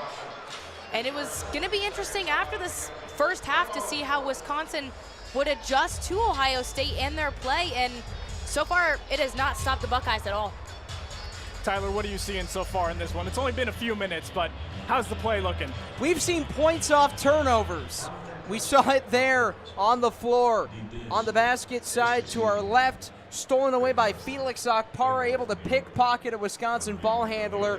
Just 2 passes up ahead to Sensabaugh, catches in the left corner, guns the 3, and hits it. And that's what we've seen a lot in this game. And Wisconsin's done a little bit of it as well, forcing turnovers. But Ohio State in this second half, their rip-roaring start has to be partly in due to the fact that they've been able to force turnovers and then generate points off of it. And rip-roaring is correct in the speed that they have played with coming into this second half. Wisconsin has not been able to keep up. Wisconsin looking a bit, they look discombobulated. A bit of a bigger word there, but they don't look comfortable. In Ohio State, they've had 2 pokeouts so far. Roddy Gale swallowing up both of them and starting a fast break run for Ohio State, which they've scored on both of them. Does that maybe have a negative impact on Wisconsin not being able to handle the ball? Absolutely, because Austin and Sarah, it's a total contrast in styles to the way Wisconsin runs their offense. Greg Gard's been there for 7 years now. He's won over 119 games. He's 4th on the all-time wins list, and his identity as a team and his offense is playing slow. They like to slow it down. They like to get defenses a little bit too comfortable. Ohio State's countering that on their offensive end with fast-paced, up-tempo offense, and I think that is where we've seen Wisconsin get caught off guard with the way Ohio State's ran their sets. And when Ohio State, too, is able to get those turnovers, Wisconsin's not able to get anything set up. When you're going down there and the ball's getting taken away, there's no opportunity to set up a play or set up an offense and possibly get a basket. Ohio State, they normally haven't played fast in most of their season. Maybe a change of pace here in this one. They're running the ball fast, and when you would see that from them in the regular season, that would a majority of the time lead to a turnover or a bad shot attempt, and then you're just wasting time and possessions and getting cold. But when they're on the break here, it seems like they're passing it around, playing with good ball movement, and scoring on every attempt they have. And I think that ball movement, too, has just come with the fact that so many players are scoring right now, and there's just it's a very good spread of different players going out and getting buckets for the Buckeyes. It's helped with the ball movement and the ability for other players, not only Sensabaugh, to go out and dribble and get a shot up. And we've seen a rise in scoring with Ohio State's offense as of late. They had 6 players in double figures 2 games ago against Maryland, 4 against Michigan State. So it's definitely there that they've been able to score in bunches. They have been playing well. As the recent check-in for Wisconsin, Jordan Davis is patrolling the ball now. Passes to Asijan, pull up, right-hand floater, no good, rebound Okpara. Thornton now taking it slow and steady, trying to waste some time here, just hit the 16-minute mark in this second half. So Ohio State's still up 23. Drive inside, Thornton, foul, misses it, but he's gonna get 2 from the charity stripe. And there's that speed of Bruce Thornton going right down the left lane line. He was able to seat past Jordan Davis. He was able to get it high off the glass over the outstretched arms of Chucky Hepburn. And that's just a veteran type of drive from a freshman in Bruce Thornton. Wisconsin played that well defensively. They had Hepburn crash in on the help side, and somehow Thornton, although he didn't make the shot, he was able to beat them both to the basket. And another timeout here, this one being immediate timeout. So we are actually going to step away here for a minute. And we will be back in just a few minutes here. It is 43-20. Ohio State with 15:51 left here to go. We thank you guys again for listening on SGSR and SGSR TV. Be back in a few minutes. Barrio Tacos is now open right in the heart of the Ohio State campus at 15th and High. Serving tacos and margaritas late night each night, Barrio has an incredible happy hour with half-off margs and $1-off tacos weekdays from 3 p.m. to 6 p.m. Don't forget, Barrio accepts Buck ID and is offering to-go and DoorDash. You can also catch Barrio Tacos inside the shoe during game days at Section 10A and at their taco truck Mondays to Fridays, parked right outside the RPAC. Tune into the Block O Show, presented by Barrio Tacos, for an inside look at the 2022-23 Ohio State football season. Scarlet and Gray Sports Radio team of football broadcasters previews each week of the Buckeyes football season, featuring opposing reporters from student journalists across the country. Listen to the Block O Show, presented by Barrio Tacos, every Friday at 9 a.m. Eastern Time on the Scarlet and Gray Sports Radio Podcast Network. Hi, this is Caleb Spinner. And this is... Back from this media timeout, and we're going to bring the 4th member of our crew, the Spin Doctor, Caleb, in here to ask a media question like Tyler did earlier. So, Caleb, let's hear it. So, guys, I'm still recovering from my voice here, but I had to be a part of such a great call here. What year were the Chicago Bulls founded? I'll give you options here.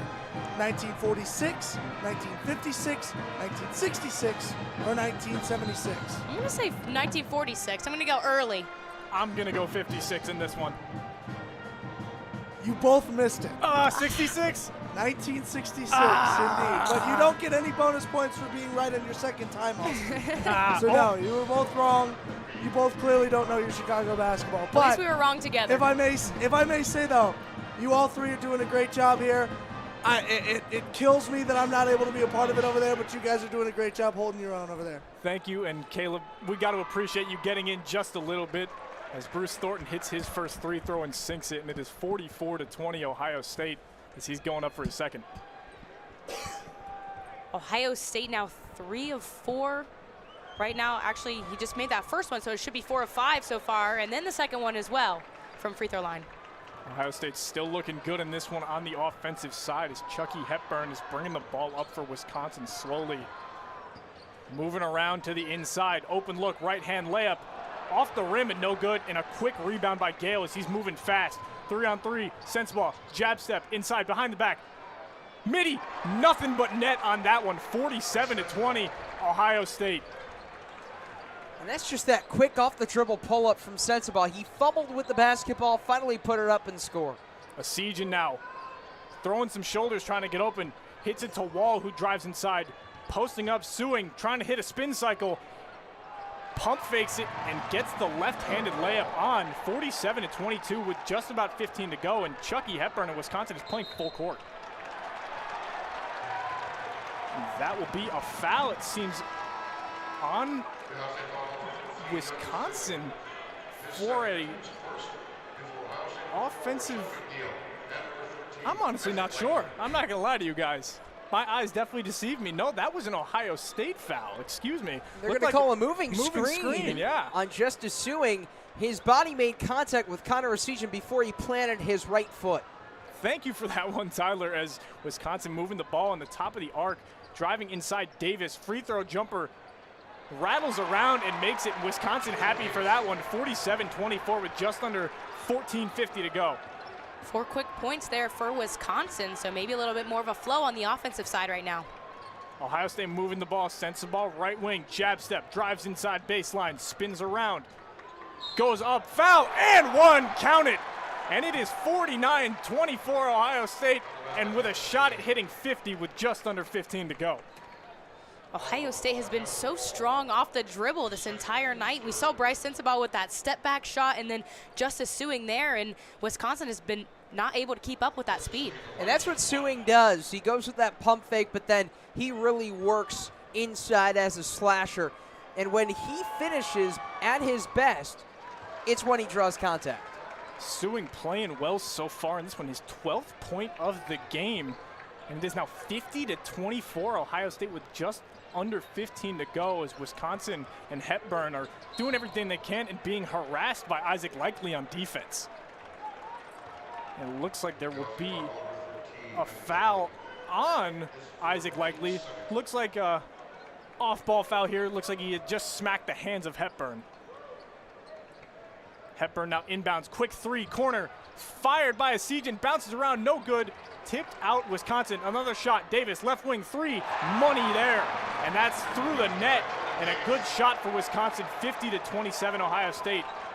Wisconsin's first three-pointer of this entire game so far. Breaks an 0 for 11 streak there. They were bound to get a bucket at some point. Got to break it at this point as Ohio State's moving the ball around, this time Suing being guarded by Wall. Great defense now in the post. Up top to Thornton. Looking around. McNeil recent check-in now with the ball. Right wing. And passes it just out of bounds off the hands of Likely. And that's a turnover for Ohio State. And Wisconsin fans are happy with that one. Wisconsin was able to get that three-point shot on the second chance attempt. So saw one three-pointer go up, no good. And then they were able to grab the rebound, get a second shot. So good hustle down there for Wisconsin. Kamari McGee, recent check-in, was just dribbling the ball around, passes to Essegian, right-handed floater from about 4 feet and misses, and the ball is out on Suing, and Ohio State and Wisconsin will retain possession after the miss. And that's a heads-up hustle play there by the junior Carter Gilmore for Wisconsin. Misses the shot, follows it back up, and he tips it off an Ohio State player. Those are just those little plays that you have to make, even when you're down by 23. One of those fundamental basketball plays you have to do, as Walls in the post hits Davis, long three-pointer, and breaks it, but a rebound by Essegian. He went up and is fouled on that one. Will get 2 free throws, and ironically from the tunnel, Minnesota Golden Gophers are coming into this one to watch the game with 13 left, potentially to scout out some competition if they're able to beat Nebraska in the game after. And Wisconsin here, another attempt. He's getting these shots off a second attempt shot, so more rebounding from them so far, as the Buckeyes do out-rebound them in this game 22-17. Essegian makes the first one, and that's a needed point for him as he needs to get hot quick. One of the best freshmen in the Big Ten, and in all of Power 5 basketball, as he makes his second. He's only got 6 points in this one. It is 50-29. Ohio State still leading just past 13 and a half minutes. Thornton now being guarded full court by Kamari McGee. Passes to Eugene Brown, who recently checked in and is being harassed on defense, but hits to Suing in the right corner. Drives inside, and that will be an elbow from Suing, and Wisconsin will get the ball to go their way as another foul on Ohio State. A couple in a row, not a good look. Suing now has 3 personal fouls. Gonna need to be more careful. There's still 13 minutes left in this second half. There's too much time, and he's been playing too well, as Wisconsin now is moving the ball around, and McGee hits top of the key to a recent check-in, Carter Gilmore. As Gilmore hits to Davis, spinning inside, McNeil on him, hits to Essegian, hop step, little finesse move up and under, and makes it off the backboard, and he's feeling it now. 50-31, Ohio State leading, but Wisconsin feeling real good. Just a magnificent drive there by Asijan, dinking and dunking through 2 Ohio State defenders. And now Thornton goes to drive inside, and it is a blocking foul on Wisconsin, and Ohio State will get the ball in their favor. That's a good stop, with especially how well Wisconsin's been these past 2 possessions. Now inbounding is Suing near the radio row section of the arena. A lot of different radio calls here. We're a bit high up in this one. Got a nice overview, but I mean, sitting courtside, even if it's for a few minutes like we had seen at the beginning, it looks pretty cool. Can't beat it. No, you can't. We will be there one day. Give it time. We got time, but the time in this one is 12:35 as Ohio State still figuring out how to move the ball as Eugene Brown. Quick pass behind him to McNeil. McNeil over to Thornton. His 3, no good. Smacked out by Likely to McNeil, and he gets it and resets for Ohio State. As Thornton is now slowly surveying the court, getting screens from Eugene Brown. Going into the Wisconsin defense, playing them real well. Crossover, drive inside right lane. No good, and a rebound Wisconsin. Quick move here by Wisconsin. Pass to Gamari McGee, goes up, contested layup, and he makes it in this one. 50-33 Ohio State. Wisconsin on a roll now. Just an unbelievable response here by Wisconsin. Defense translating to offense, and now they have the upper hand. Wisconsin fans getting rowdy in this one, and Ohio State is going to be forced to call a timeout to stop the bleeding so far. Still up 17. But you can't stop energy when it's moving like a freight train. No, and it was hard to tell from the beginning of this game what team all the Sea Red was for, but it looks like right now it's for Wisconsin as the fans are getting loud, and that's going to help them with the energy in the rest of this half. If their fans get excited, they're going to get excited and keep rolling. The way I can put it, I mean, Tyler and I, big baseball fans here. The Cubs, you know they travel well. It's when they go to Milwaukee, it's basically called Wrigley North. It's home, it's packed, and they travel down, Wisconsin fans travel down from Madison here to Chicago, and it feels like a home game for Wisconsin. So maybe they're starting to feel it now, realizing that the fans are behind them, and that could be giving them a little bit more fire. And Ohio State did a great job silencing that Madison South crowd early, but then the last thing you can do is get a Wisconsin-heavy crowd back into the game, and that's exactly what the Badgers have done. They've played great defense, they've gotten stops, and they've also made the most of their opportunities. They've been scoring consistently on their possessions, and that was something that they just had struggled to do in that first half and for about the first 5-6 minutes of this second half. But now they're getting shots to go down, and they're creating momentum that way. And that just shows that they're a strong team because Ohio State dominated the first half, came out strong in the second half, and then still Wisconsin comes back to play, and they're not going to give up and get discouraged in the second half. The way I look at it, Ohio State, you're still up 17. You're feeling good. You still have some momentum. I mean, you had such a big half. You can't crash and burn here. You can't pull a Vic Van Leer and just lose all the momentum you got. So keep it up. You're up 17, just under 12 minutes. So still a lot of play time here, but Ohio State, after seeing the first half, some could assume, oh, this is already a wash. We don't have to worry about this. Wisconsin is one of those teams you can't count out. The Buckeyes, they have had some struggles in the past, closing out games, sustaining leads. Now, on the flip side, when they first played Wisconsin earlier in the year, back in early February, they were in the opposite. They were in where Wisconsin is right now. Instead of the Badgers trailing by 17, the Buckeyes in game 1 of the season series, they were down by as large as 18. And they whittled that lead back down with a couple minutes left to a 1-score possession lead. Now the Buckeyes are on the other side of things, and they're going to have to look to try and sustain that momentum. And I think it comes down to just getting those looks inside, taking some time off the clock as well, because the more clock that you chew out, the less time Wisconsin has to come back and erase a 17-point deficit. We all know Ohio State still up in this one, and you know scoring isn't everything in this one, but just to put it into perspective, Sensabaugh, a guy who we've said so far has been pretty quiet, is only 1 point shy of a double-double, 10 points, 10 rebounds, which as much as basketball is a team game and you're not going for personal stats, as an all Big Ten freshman, that's got to be a good look for you in your first tournament game so far. And I think that goes to show how strong of a player he was, because right now he's got the 10 rebounds, so he wasn't focused as much on the scoring. And so being a team player today for the Buckeyes. Definitely there, Sara, as Ohio State just gets the ball inbounded to them. Sensabaugh recently talking about him. Passes the ball to Isaac Likely. The former Cowboy drives inside right hand. Blocked by Jordan Davis, but a rebound by Ohio State. 3 in the corner. Oh my goodness, Sean McNeil, another one, you can't stop him. 53-33, Ohio State answers back. Sean McNeil 3 for 3 from the three-point line so far tonight. That's what you need to see from McNeil, that three-point specialist, the former West Virginia transfer and community college product, so to speak, as there's a turnaround J from Wisconsin and Tyler Wall, and it's no good, and Ohio State's moving it quick. 2-on-1 here. McNeil, layup, easy side right, in there, 55-33. Ohio State still leads it just under 11. Kamari Davis now driving inside, passes back to his teammates. Too much defensive substitution in the mid from Ohio State as he passes to his left, and 3 from Connor Essegian, no good. But Ohio State and Wisconsin will fight for the rebound on this one, and it looks like there will be a foul call on Ohio State and Isaac Likely specifically.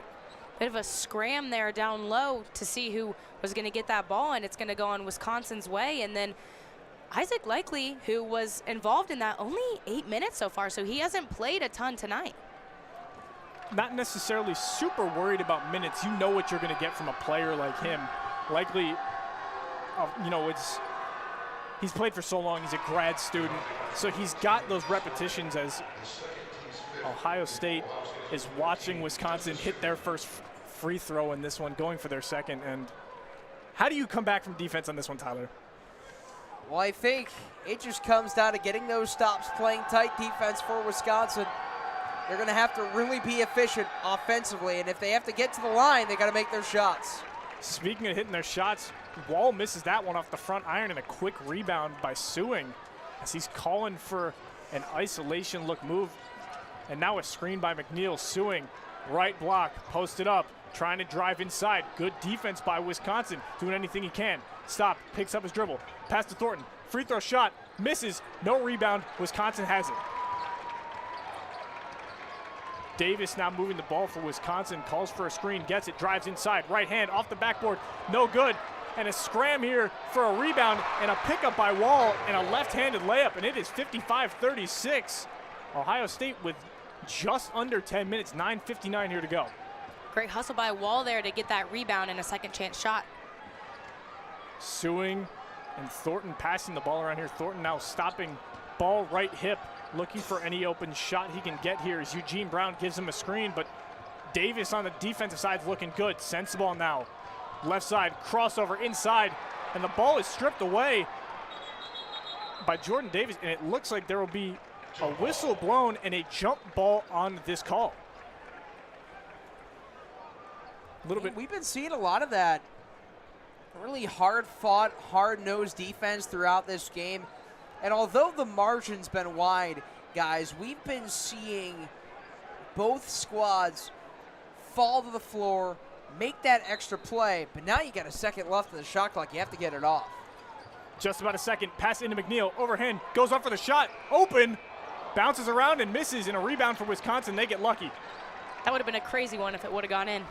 With how McNeil's shooting, I would not be surprised in this one, but Wisconsin, they've been playing well. Spin inside, Wall. Sewing, good defense in the restricted area. Wall pushing around, babying his way, and one for Wisconsin. 55-38. Wisconsin climbing back into this one and going for 3. And that was well played by Wall, Sarah. I mean, he had it on the right block, and Justice Sewing backed up on him so he could play straight up. And Wall took advantage of that, but he knew he wanted to get that extra foul shot and cap off a three-point play. So he leans in on Sewing, gets him to bite, gets the contact, gets the shot, and he's got one more coming up. And he has played like that the entire game. So smart, great ball movement down low. He just has not been able to execute as well, but in this second half, he's executing a lot better for the Badgers. Wall now with 12 points and 7 rebounds. 2 personal fouls, though, so nothing super crazy. Still got time with just under 10 here. But it is 55-39, and just like that, that lead is slowly being brought down by the Badgers, and they're playing with a different kind of fire here at the half. Defense at full court from Wisconsin, and it will be a blocking foul for Jordan Davis, and Wisconsin fans booing the refs, not super happy. Thought it would be a foul on Isaac Likely. I think that maybe not even a foul, but they just thought that there should be no foul at all, because Isaac Likely, I think, thought just tripped there instead of actually getting fouled, so definitely not happy with that one.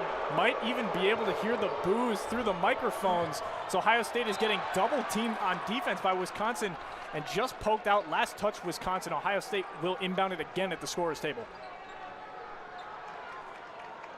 Inbounding here, Eugene Brown. Wisconsin playing really good defense, has to chuck it all the way to the backcourt to get it open for Likely. Likely drives inside, hits sense ball, right elbow, jumper, no good. Rebound Wisconsin, and Davis more specifically.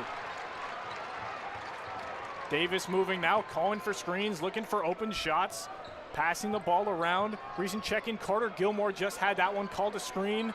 Inside now for Wall, posted up, good defense by Ohio State, being double teamed by Akpara. Shot up by Wall anyway, no need for the defense. That's another shot, 55-41, Wisconsin still climbing back. And he's feeling it. He's able to split the double there as Tyler Wall. Impressive finish. Another timeout for Ohio State. They're second in this one. Wisconsin fans love what they're seeing. Madison South is getting loud here in this game. Game one, I gotta say, guys, this is a great start. Regardless of the outcome here, you gotta be happy. Every tournament game so far has been great, whether it's been the women's or the other men's we've been watching outside of this. But how do you start off in one of the basketball meccas in Chicago? It's a great start, and there's still 9 minutes of play left. There is, and both teams, part of the reason that this game has been so great is both teams are coming out here and they're hustling and nobody's giving up. Wisconsin has had a double-digit deficit for most of this game, but they're still they're out there, they're playing hard. Tyler Wall, who had 21 points in their win against Minnesota in their last game, is coming out here and showing us what he's made of. And we've seen the scoring drought's been flipped on their head. Ohio State hasn't scored in 2 minutes and 30 seconds, and Wisconsin is 8-0 in their last 2.5 minutes. They've completely flipped from half, and Ohio State, as some might say who have watched them all season, are looking like their old selves in a game that you can't afford to be your old self. Wisconsin's defense right now making Ohio State take some bad shots. Other than that deep catch and release three that Sean McNeil had, the Buckeyes are looking for a better offensive set. Ohio State pushing through the full court press by Wisconsin as McNeil passes the ball to Likely, who hits it to Sensabaugh. Back to Akpara, top of the key, a bit confusing there. Ball's poked out, but McNeil will get it. Wisconsin fans want a backcourt, but off the hands. Ohio State move inside, ball off the hands of Gale, and it is a turnover, Ohio State. But that was a great defensive set for Wisconsin, and even if they would have bounced off into the out of bounds, I mean, Ohio State only had 5 more seconds left on that shot clock to get a shot up. Kamari McGee passes to his teammate Davis. Davis been playing well in this second half, getting some more minutes. Max Klesmit back in this one. Klesmit drives inside, ball off his hand, and that turnover goes right back the other way. Ohio State gets the ball and they get lucky.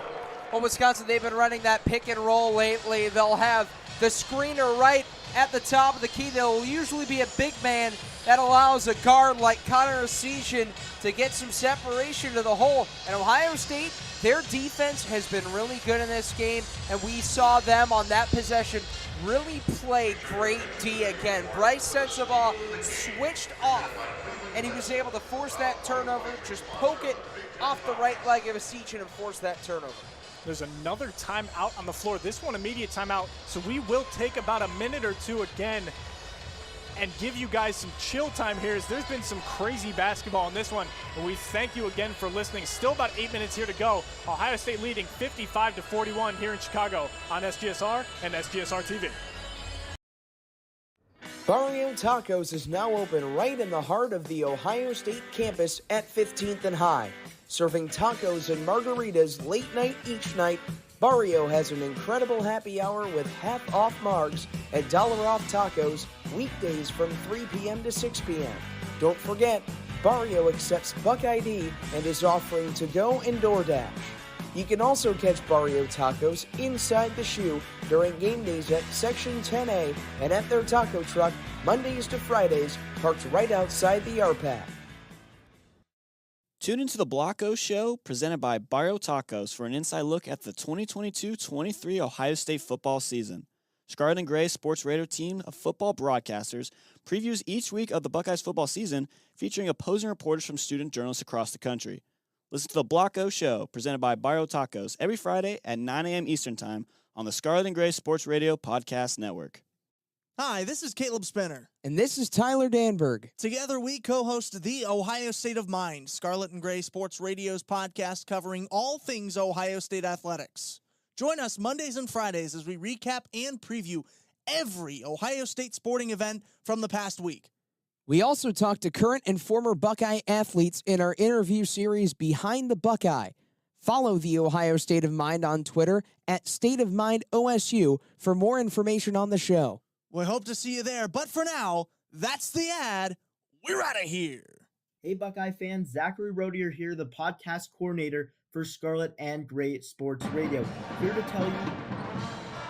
Back from the break here, SGSR TV. Again, hi Mom, I know you're watching us here. You guys can say hi to your moms if you're right. We still got, we still Not have, sure if she's on there, but hi. Anyway, hi, thank you guys for listening or watching us. We really appreciate it here. We still got 8 minutes of basketball left, and God, is it a good one. 55-41, Ohio State leading in this one, but the lead for Ohio State was way more just about 6 minutes ago, and they've slowed down from their first half success. Not trying to slow down here, though, as they're at half court for Ohio State, and Isaac Likely drives inside to the right. Two guys on him on the right block, no, left block, excuse me, and a turnover for Ohio State. Tyler Wall got it, 1-on-2 on Ohio State's defense. Back on the right block, posted up against Gale Jr., passes out on the wing, seeing who he can find. Max Klesmit now, left wing, passes out, open shot for Gilmore, but no good as he drives inside, post fade away, rattles, no good. And a scramble here for the ball, and Wisconsin will get it, even though Akpara seemed to slow down, and Wisconsin will retain the ball. Great hustle there by Tyler Wall on those last two plays on defense, reading the eyes of Isaac Likely, and then there again, hustling to grab the ball. Felix Akpara for Ohio State thought that the ball was going to go out of bounds, so he just watched it go over the baseline, realized that it took a bounce in bounds, and then he went for it, and it was a little bit too late because by the time he was able to touch the ball again, his left foot stepped to the baseline and he was out of bounds. Wisconsin taking their own timeout on this one, maybe just to get a breather here, but we talked about Akpara a lot pregame, how we said he has to do a really good job to be able to anchor the five here for Ohio State, a position that they haven't really had one-man play at the entire year, especially with Zed Key now being injured. You look at the box score, he only has 2 points and 2 rebounds in 24 minutes. That's not the greatest, but the first half specifically, his down low defense was very solid, getting Wisconsin to miss a lot of shots, and he's not feeling like himself here. So Sarah, what have you seen in his game change so far in the second half? Well, I think you talked about he has 2 points, 2 rebounds, but sometimes people look too much at the stat line, and they need to look at the defense he's been playing, and that's going to take a lot of energy out of you playing that strong defense down low. I 100% agree. As Wisconsin now driving inside, Ohio State, great zone defense. Ball now on the right side. Post up and smacked away by Akpara. No, no, no. And it is a fast break for Ohio State, now slowing it down as Bruce Thornton and co. are looking to waste more time. Just under 7 minutes to go in this. Thornton now still looking, calling some fake screens. Between the legs dribbles, hits McNeil. McNeil's been hot so far. Guarded real well by Kamari McGee in Wisconsin. Their defense has been superb in this one. Got to shoot. 3 seconds on the shot clock. No good for Ohio State, and Thornton and Wisconsin rebounds. Wisconsin itching closer to the rebound numbers of Ohio State, only being out-rebounded by 2 now, 27-25. They are only being out-rebounded. That is definitely switched from the first half of the game. Ohio State looked way better on defense, as there will be a foul on Ohio State. Their 7th team foul in Wisconsin. They're in the bonus. And that's huge for Wisconsin to try and continue to improve at the free throw line. They started off a little bit slow. Now they've finished 8 of 11 from the stripe.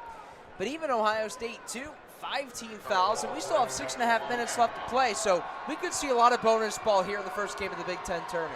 And that's going to make a difference because shooting from the line can make all the difference in a game. I mean, how many points are going to get up on those easy shots? The charity stripe, speaking of those easy shots, it just missed it with Wisconsin.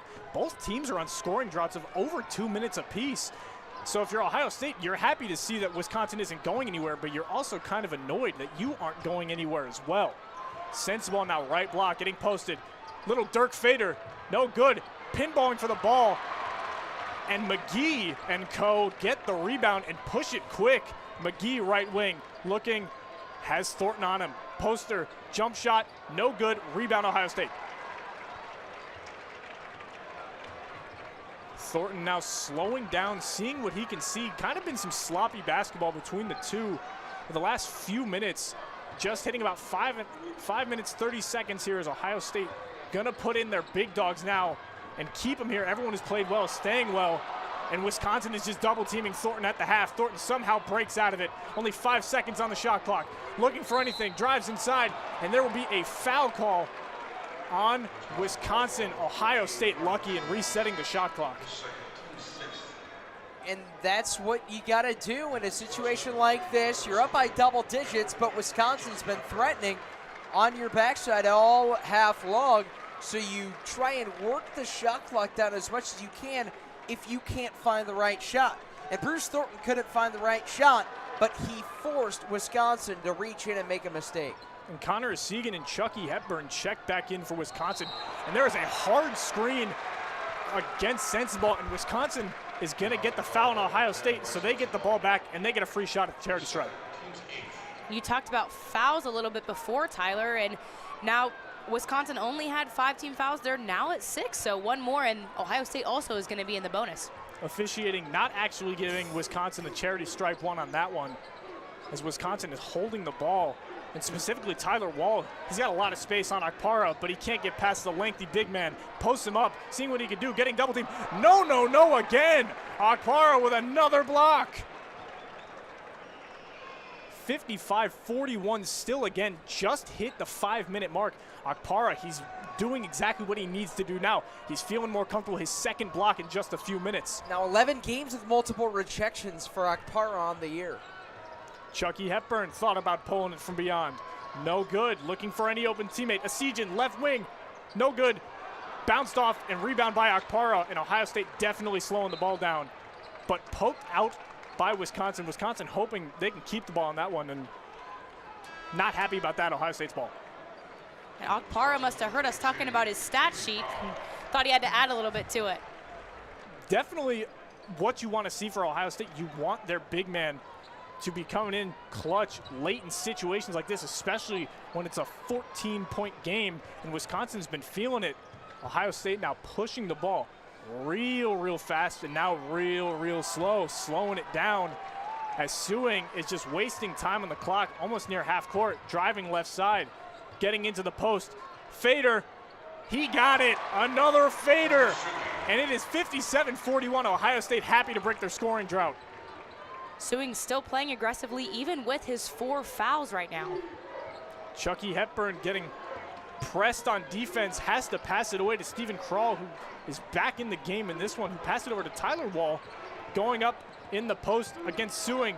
Mano, and Wall makes his as well. 2 post shots for both teams, and it is 57-43 with just about 4 to go as Wisconsin has to play full court press. You nailed it. Mano, both offenses going back and forth, exchanging punches. And that will be a foul on Wisconsin. And Ohio State on this one getting the ball in their favor. Chucky Hepburn, the foul on there, and there is another timeout on the floor. A lot of those in the past few minutes, guys. And I think part of that is just trying to figure out Wisconsin really wanting to figure out what they're going to do to stop this deficit. And they only have 3 minutes and 50 seconds left. They're down by 14, so they're going to need to push here now if they want to have any chance of winning this game. This is where you have to commit. It's either your season's on the line or you just fall over a little bit in Wisconsin. They have shown that they have bent a little bit, but they haven't broken, and they've been able to cut the leads down to low double digits. But then Ohio State, they've gained a little bit of separation. They've been able to force turnovers. They have forced 13 Wisconsin turnovers. They've taken away that many. The Badgers came into this game second in the country, committing just 9. So Ohio State doing a great job getting hands in passing lanes, breaking up threats, and then they've been able to generate points off of those turnovers. They're coming into this timeout break, turning over 26% of Wisconsin's possessions, and they've been able to get 12 points off turnovers. And like you had said, Wisconsin, bent not broken, and you add heat to something that's bent, you can refix it any way you want, and they've refixed themselves by getting the hot hand in this second half and bringing this in way closer than Ohio State would definitely want. Still with a lead, still 3:50 left, but if there's a minute more of drought basketball, it's almost in no man's land. It is, and the most important thing to look at too is this Buckeye team being able to also not get discouraged with Wisconsin coming in. They're playing strong, and they're still giving them a challenge. So the Buckeyes continuing to keep it at a respectable lead right now. Both teams also in the bonus, so you can't afford to give easy or wasted time fouls. And to counter that, Austin, you're absolutely right. And with that being said, maybe this is where we see both offenses start to really attack the paint, go to the basket, and try and take advantage of the spot on the floor where each player is the most vulnerable. I think Akpara in this situation, if you're Chris Holtmann, you tell him, we need you to do the best defense you have all year. Every game before this doesn't matter. You have 2 blocks in this one. You're playing well in the restricted area. And so far, Wisconsin's still not feeling it so far from 3. Has only still made 1 on 14 attempts. So Akpara's defense is going to be crucial in these next 4 minutes. Ohio State, like we had said, both teams in the bonus. So Bruce Thornton going up for a charity stripe shot, 15 points in this one, 5th straight game of double digits, and it's got to feel good for the freshman as he actually misses this one, and it's a quick rebound by Wisconsin. Chucky Hepburn now with the ball. Right side, passes to his right to another teammate, back center court, Tyler Wall. Ball moving, hit to a Sejan 3, bounces around and he got it. It's 57-46, 3:30 to go. And there is some full court pressing here by Wisconsin. They need the ball back now. A shot selection we probably weren't expecting from Wisconsin with their percentage so far from the three-point line, but if it works, it works. If it works, and they might keep going for it. Thornton now fighting through the defense, scrambling as Max Klesmit was behind him, crab walking his way towards the Big Ten logo at the free throw line. And it is another foul and another potential shot here for Ohio State at the free throw line. That was a heads-up play by Thornton to get to the free throw line. I think you said it best there, Austin, crab walking his way because he was kind of leaning in to draw contact, and that's what ultimately got him the foul. One of the best things to do is Thornton misses his 2nd in a row. The Wisconsin player is falling over, but getting the pass out with Ohio State not able to take it is Chucky Hepburn is controlling it now. He's the floor general in this one as he's looking for any open shot as he hits it inside. Tyler Wall tries to get it in. Justice Suing falls, and Wisconsin loses the ball. Ohio State kind of lucky, just wasting more time on the shot clock as McNeil will check out, and Roddy Gale Jr. will check back in. And Ohio State getting lucky on that one, as you said, because a score from Wisconsin would have taken this down to a single-digit game. That's not what you want for Ohio State, especially with just about 3 left. So Wisconsin's looking for another shot. Hepburn, 3-quarter, he's got it, and it is now 57-49, 2:50 to go. It's real loud in here so far, and it might get louder. We're getting too close in this one. Ohio State needs a shot here. They're moving the ball. Silence is not going. Sends the ball in, looks for it, contested off the hands of Wisconsin and saved for Ohio State. They're lucky. They needed this stop. That was well defended by Wisconsin. They recognized that they needed a defensive stop, and they bottled up Sensabaugh. But ultimately for Ohio State, that's what they're looking to try and get.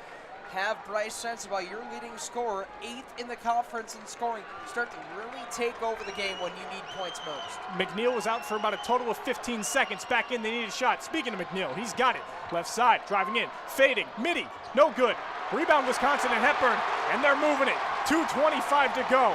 57-49, 49, Ohio State leading. Hepburn called for a screen, top of the key, looking for an open shot. Hits at the wall, 3, open, banks open, and he's got it, and it is way too close here. 57-52, the ball's moving quick. It's loud, and there's a potential turnover. Ball's on Wisconsin. Wow, Wisconsin this entire game has struggled from the three-point line, and now they've hit their last 3. So for Ohio State, how are they going to adjust? And do they go out and defend this three-pointer now that they're getting hot, or do they leave the center open? What? You might have to play tighter, Sarah. That's what it comes down to. Wall hits that 3, the bank's open from the left wing, and then hot pursuit from Klesmit to stay on it and force the turnover on the sideline. Wisconsin on an 11-0 run the last 2 minutes. Hepburn doing well. Pump fakes a shot. Corner, 3. No good, Wisconsin, as the defense by Ohio State was able to swallow up Max Klesmit and keep this one still within 5. Ohio State, just under 2 to go here, 1:54. Wisconsin now inbounding. You can hear "Let's Go Badgers" chants loud and clear here at the United Center. Tyler Wall posted up Sewing. Sewing needs to play the best defense of his life in this one. Passes out.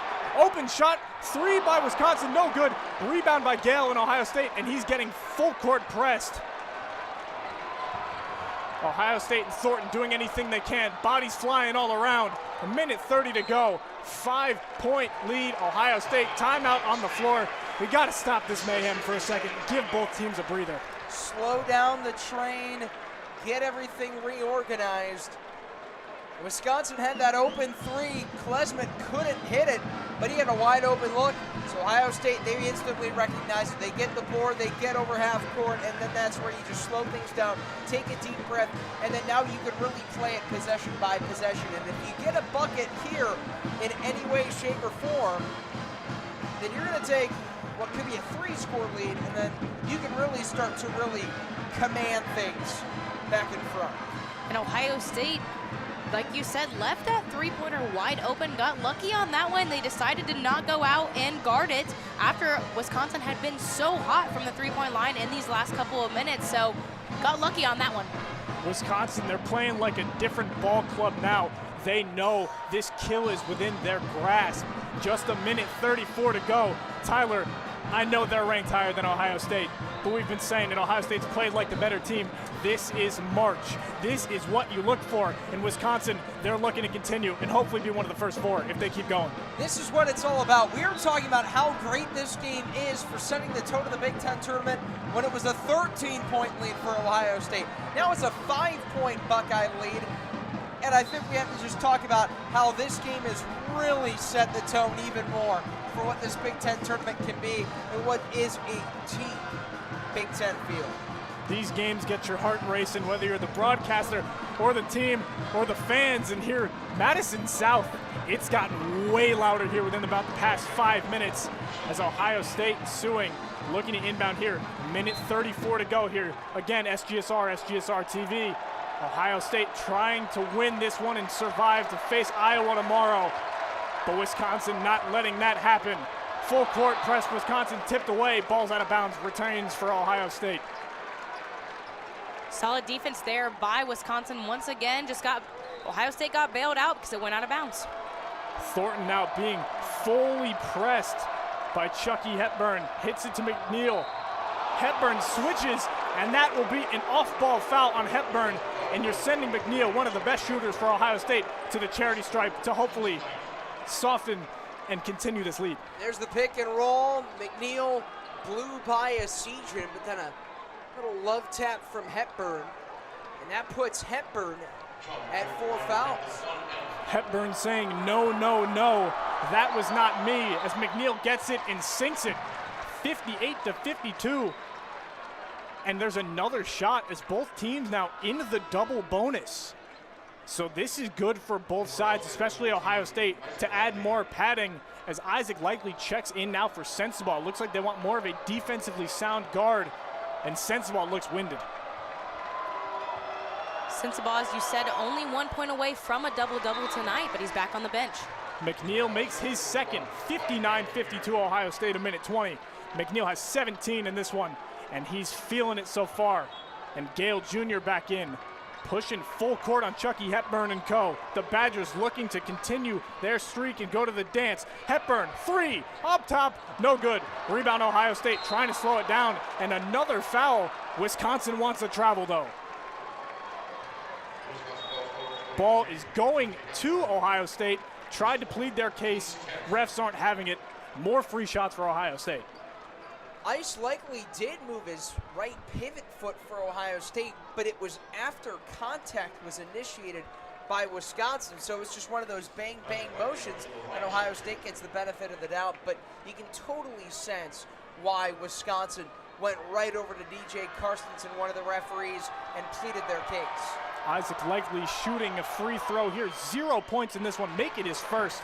Welcome to the Big Ten tournament with that one, as it is now 60-52 with 1:09 here to go. This is crunch time for both teams.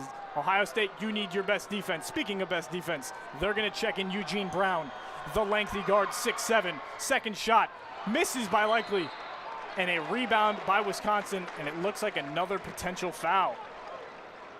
This one, it looks like on Ohio State, so now we're going to flip it to the other side of the court, and the Badgers are going to have the opportunity to shoot.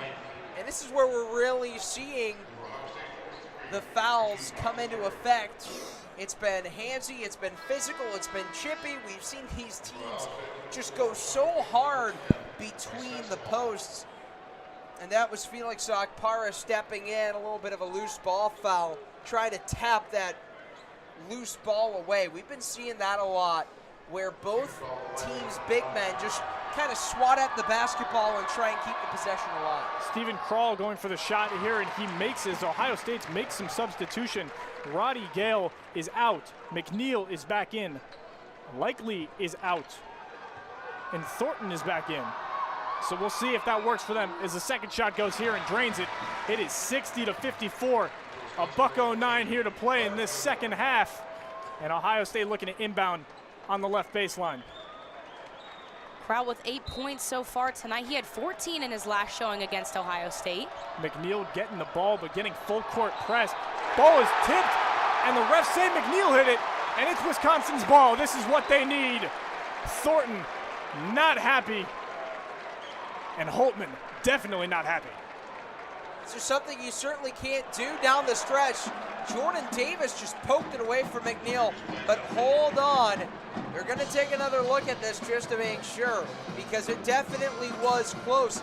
And this has a lot of implications, because then Wisconsin, they have the chance with a 2, they can make it a 2-score game. And with a 3, they can make it a 1-possession game. That will be the closest the lead would have been since a 2-0 Wisconsin advantage early on in the first half. That's all you can ask for. Wisconsin, you're within 6, 1:06 to go. There's more than enough time. If you put this in NFL terms, Patrick Mahomes needs 13 seconds. How much do the Badgers need here? This is way too much. Ohio State, you got to dampen that lead, and you got to have the best defense of your entire season right now. Hopefully there won't be a need, Sarah, for a new overtime rule, but I think it's going to stay the same with the game of basketball. I think so. So I think we're good here tonight. At least it's not going to change anytime soon. We'll see what happens here. This game, it's going to pull the heartstrings for either fans. Ohio State looking to keep going and be the upset. Wisconsin looking here to continue their potential run and get back to greatness in the big dance. We got to see what's happening. 1:06, both teams playing well. Ohio State in the double bonus and Wisconsin in the bonus. You can't give up these fouls. This is going to be a huge call depending on who it goes to, because it's either going to give Wisconsin the opportunity to make this lead shorter or Ohio State distance it. And all you can ask for if you're Ohio State is hope and pray that the ball went off the Badgers and not off of McNeil's right fingertips. And if it did, you may want to substitute some of the guys out. Eugene Brown, the only problem, him being a lengthier guy on defense, has 3 personal fouls in this one. So you can't get him in if there is a necessity to foul, because if you need him for overtime, you can't have it. And it looks like the ball and call will be overturned. So referees are pointing with the right hand towards the left side of the floor, so that's initiating. It's going to be Wisconsin basketball. Thank you, Tyler. Eyes deceive me again. It's been a long morning. Well, they made it very, very late. They made that quick little point, and that was all. thank you for helping me with that one. There's inbounds, Wisconsin doing anything they can. Wide open, Jelly, but blocked by Ohio State and Gale, but there will be some contact on Klesmet before, and that will be some more shots at the charity stripe. And the Buckeyes are not the team who want to go out here and foul. They're ahead right now, and they're just giving the Badgers the opportunity to get more points from the free throw line. That's not what you want for Ohio State. It was a great attempt by Brown, like we had just said. You want him for defense, but you can't have him to foul, and he fouled there again. I would not be surprised if he's checked out here, and he's not. He's switched over to the 3, as Likely and Gale will check out, and Sensabaugh and McNeil will check in as Wisconsin missed their first free throw. These free throws are so important for Wisconsin, for both teams, frankly, but you're down 6 points right now. You have to execute from the free throw line to make this a closer possession game. Klesmet definitely has to. Only 1 point in this game so far. Pretty shocking to see from him. Make it 2. It is now a 5-point lead for Ohio State. 1:03 to go. The defense is going to be at 94. There's going to be some upset tears here potentially. Ohio State needs to keep control of the ball, and Wisconsin is just badgering them, no pun intended, and smacking it away. Badgers not letting the Buckeyes breathe at all, and Tyler Wall came crashing in on Justice Suing, and he just smacked it out of Suing's hands. It had looked like it had been all ball and pretty clean contact, and he could hear it from the crowd. But Suing, this was a great opportunity for him to kind of help put this game on ice. This is a possession here for Suing as a leader that you need to go out here and you need to make these 2 shots. Sitting with 14 points so far, misses it, and it's 5 still. 1:02 still to go. If he hits it, it's his 15th. A guy who has been ice cold from the free throw line recently, ice in his veins, misses that one. Maybe the ice is turning to a different type here as he missed his first. Second one up in just a second. Boos raining in. Second shot. Nothing but net. 61-55. Ohio State with the lead. Still 102. We've been going second for second on these as there's full court press. Just under a minute now. A minute remaining. 58 seconds to go. Wisconsin moving the ball. Chucky Hepburn drives inside. Dribble. Contested layup. Goes up for it and makes it. And it is 61-57. 52.6 to go. Back and forth point scoring here, and Wisconsin now only down 4 points, just chipping away at this lead. Ohio State looking for any chance they can to get the ball in. Suing gets the ball in after a throw from Thornton, and there is a call on the floor, and it's another foul on Wisconsin. More free shots for Ohio State, which is what you want for a team who's been so good at the charity stripe. But we did just see Suing miss one. He's got to lock these down. With 49 seconds to go, you have to make everything you got. And Suing, like you said, usually not the player you would ideally want to foul, but tonight hasn't been great from the foul line. Alpara looking as a potential check-in after the shot. Suing misses it off the left side of the iron, and that's not what you want as a Buckeye fan. And at this point, all you got to do is just come away with at least one made free throw, and that's what Suing did. He missed the first on his last trip, hit the second, so this is where he kind of had to silence all that outside noise and hit the shot. Suing has got to play with noise-canceling earbuds in right now. Second shot up, and he makes it. He's made it both of his seconds, and it is 62-57 with just about 50 to go. And Wisconsin looking for any chance they get. Ohio State, their defense better be elite as there's moving the ball around. Asijian gets the ball inside and gotten by Akpara on the floor. There's a scramble, a pinball. Who's got it? Jump ball, and it is given to Wisconsin, it looks like. And I think they keep it, and they're happy. Asijian passed up on a 3. He was wide open. Instead, he pump faked. He drove inside. He had a wide open lane. Lost the basketball a little bit, but that's a heads-up play by Ohio State's defense. Wisconsin doing a good job fighting hard to get it back. Both teams tussling at the mid-post left, and the possession arrow was just in the Badgers' favor. Asijian, he knows they haven't been strong from the three-point line, so a smart move by him to try to take it inside where they have been stronger so far tonight. Just wasn't able to keep the ball in his hands. A siege, and like we had said, we know he's one of the best freshmen in the Big Ten, if not the entire country. Gave up a shot that we saw him, his first attempt of the day was that exact three-pointer on the other side of the court. So maybe he's not feeling it right now. But if you're Ohio State, you got to look at the upside of that. You may have lost out on getting the ball back. You wasted 12 seconds. It is 34.7 to go, and you are still up by 5, which is exactly what you need.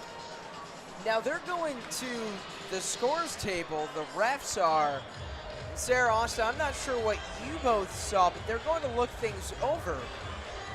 Perhaps they could take a look and see, did Asijan walk with it? Did he commit a travel when he was going into the lane? Were they looking to possibly see whether it was a time type of thing with the shot clock winding down? That's all into question because it comes down to when was the whistle blown, when was the jump ball signaled. That's what it's going to come down to. Right now, there's 34.7 seconds left on the game clock.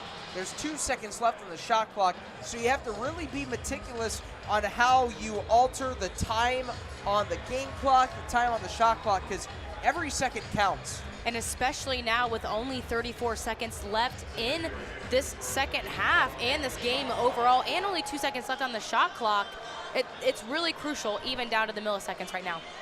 Tyler, you're talking to the spin doctor over there. Any advice that we can see from up here? Anything? We got further review from rules analyst, our president, Caleb Spinner, and he said that they were looking for a timing error. The timing error in 2 seconds left for Wisconsin. Lob it up, seeing if they can get a shot. Got it, 2 seconds. No, resets the shot clock as Wisconsin rolls in and gets lucky. And there is a rebound, but a miss and a crucial rebound by Okpara. And it's an Ohio State ball with just under 28 to go. And that was a huge rebound by Okpara. He went up there on his own with a sea of white around him and was still able to get the ball down. Justice Sewing kind of smacked him on the behind there and said, good on you. This is what we need. The veteran helping the rookie out here. And Okpara now going to the line. Still only 2 points in this one and has not shot a free throw here. These might be the most crucial shots of his Buckeye career so far. Absolutely, and a freshman here too, playing in his first Big Ten tournament game. Lots of pressure, especially from this crowd at the free throw line for him tonight. Lots of pressure from anybody, not just for the freshmen. You got grad students who are feeling the pressure, and the pressure was definitely felt after he missed the first shot. That's not what you want to see for Ohio State. Wisconsin getting loud. Second shot, he makes it. 63-57, 28 to go. First game of the Big Ten Conference. You couldn't start off any better than this. Chucky Hepburn calling for a screen, getting double teamed, getting an open shot to Wall. His three, no good. Rebound by Ohio State, holding it, and there are 3 men on Ohio State's defender, and they get the ball out. And Gale brings it down the court and wastes 11 more seconds. There is 11.2 to go. Ohio State feeling a bit more comfortable. And those rebounds have been so important for the Buckeyes right now. Okpara with that big rebound, and then again, another rebound for Ohio State by Ice Likely. So rebounds have really helped them run this clock down and not give Wisconsin second chance shots. Roddy Gale actually fouled on the potential throw over from Ice Likely. So there are 3 shots for Ohio State. As Gale makes the first one, that's big, 64-57. Going for his second one here, this could be the icer. And I think the way Ohio State set themselves apart in the first half was just enough to get the job done in the second half. Wisconsin, they got the job done in this second half, but Ohio State's ability to get out in front of that first, that was the difference. Second shot made it. Got to go for a shot. Wisconsin giving up everything. 5 seconds left as there's a scramble around for a rebound, and it looks like the officials are maybe looking at some free throws for Wisconsin. 5.2 left on the game clock. No more shot clock. Wisconsin going for something here. They're going to have to make both of their free throws and then get a foul. They called that foul on Roddy Gale Jr. in the scramble down there underneath the basket. Going for shots here is Wisconsin and Carter Gilmore, as Gilmore only has 2 points in this one. And no good on that one. Still 65-57, 5.2 to go. Ohio State needs to play their best defense to survive. Wisconsin needs to get some crucial stops to keep going. We'll see what happens after this second free throw. And he really needed to make that first free throw, but it's been a struggle for both teams at the free throw line tonight. Second free throw rolling around and misses. Ball's out. Attempted three by Wisconsin. No good. And it's over. Ohio State wins it and survives for a game tomorrow. 65-57 United Center. You wanted Iowa. You got them. Crazy game down to the wire by both teams, and credit to Wisconsin. They didn't get the win, but they made this a game down to the final seconds against these Buckeyes when at times they were down by over 20 points. You look at that second half, the Badgers' ability to force those turnovers, to get the big shots, get defensive stops, but Ohio State's ability to create transition looks as well and to just get those buckets in the end. That was the key difference. And you go back to that first half, that was probably one of the better 20-minute stretches that Ohio State's played all year. And it came at a time where your season's on the line, your backs are against the wall. That's what it takes to go far in a March run like this. Wisconsin definitely not happy, gonna miss out on the big dance again.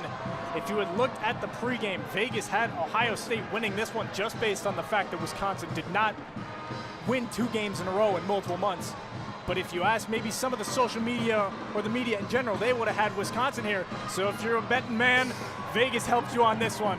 But I gotta say, whatever you're doing tomorrow, 2:30 Central, 3:30 Eastern, it better be right here as the Ohio State Buckeyes are gonna take on the Iowa Hawkeyes and see what they can do. Guys, we wanna thank you again so much.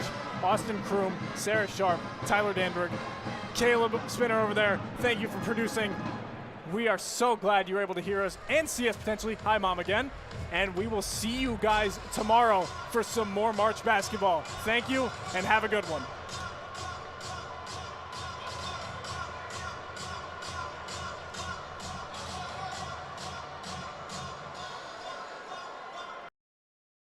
Barrio Tacos is now open right in the heart of the Ohio State campus at 15th and High. Serving tacos and margaritas late night each night, Barrio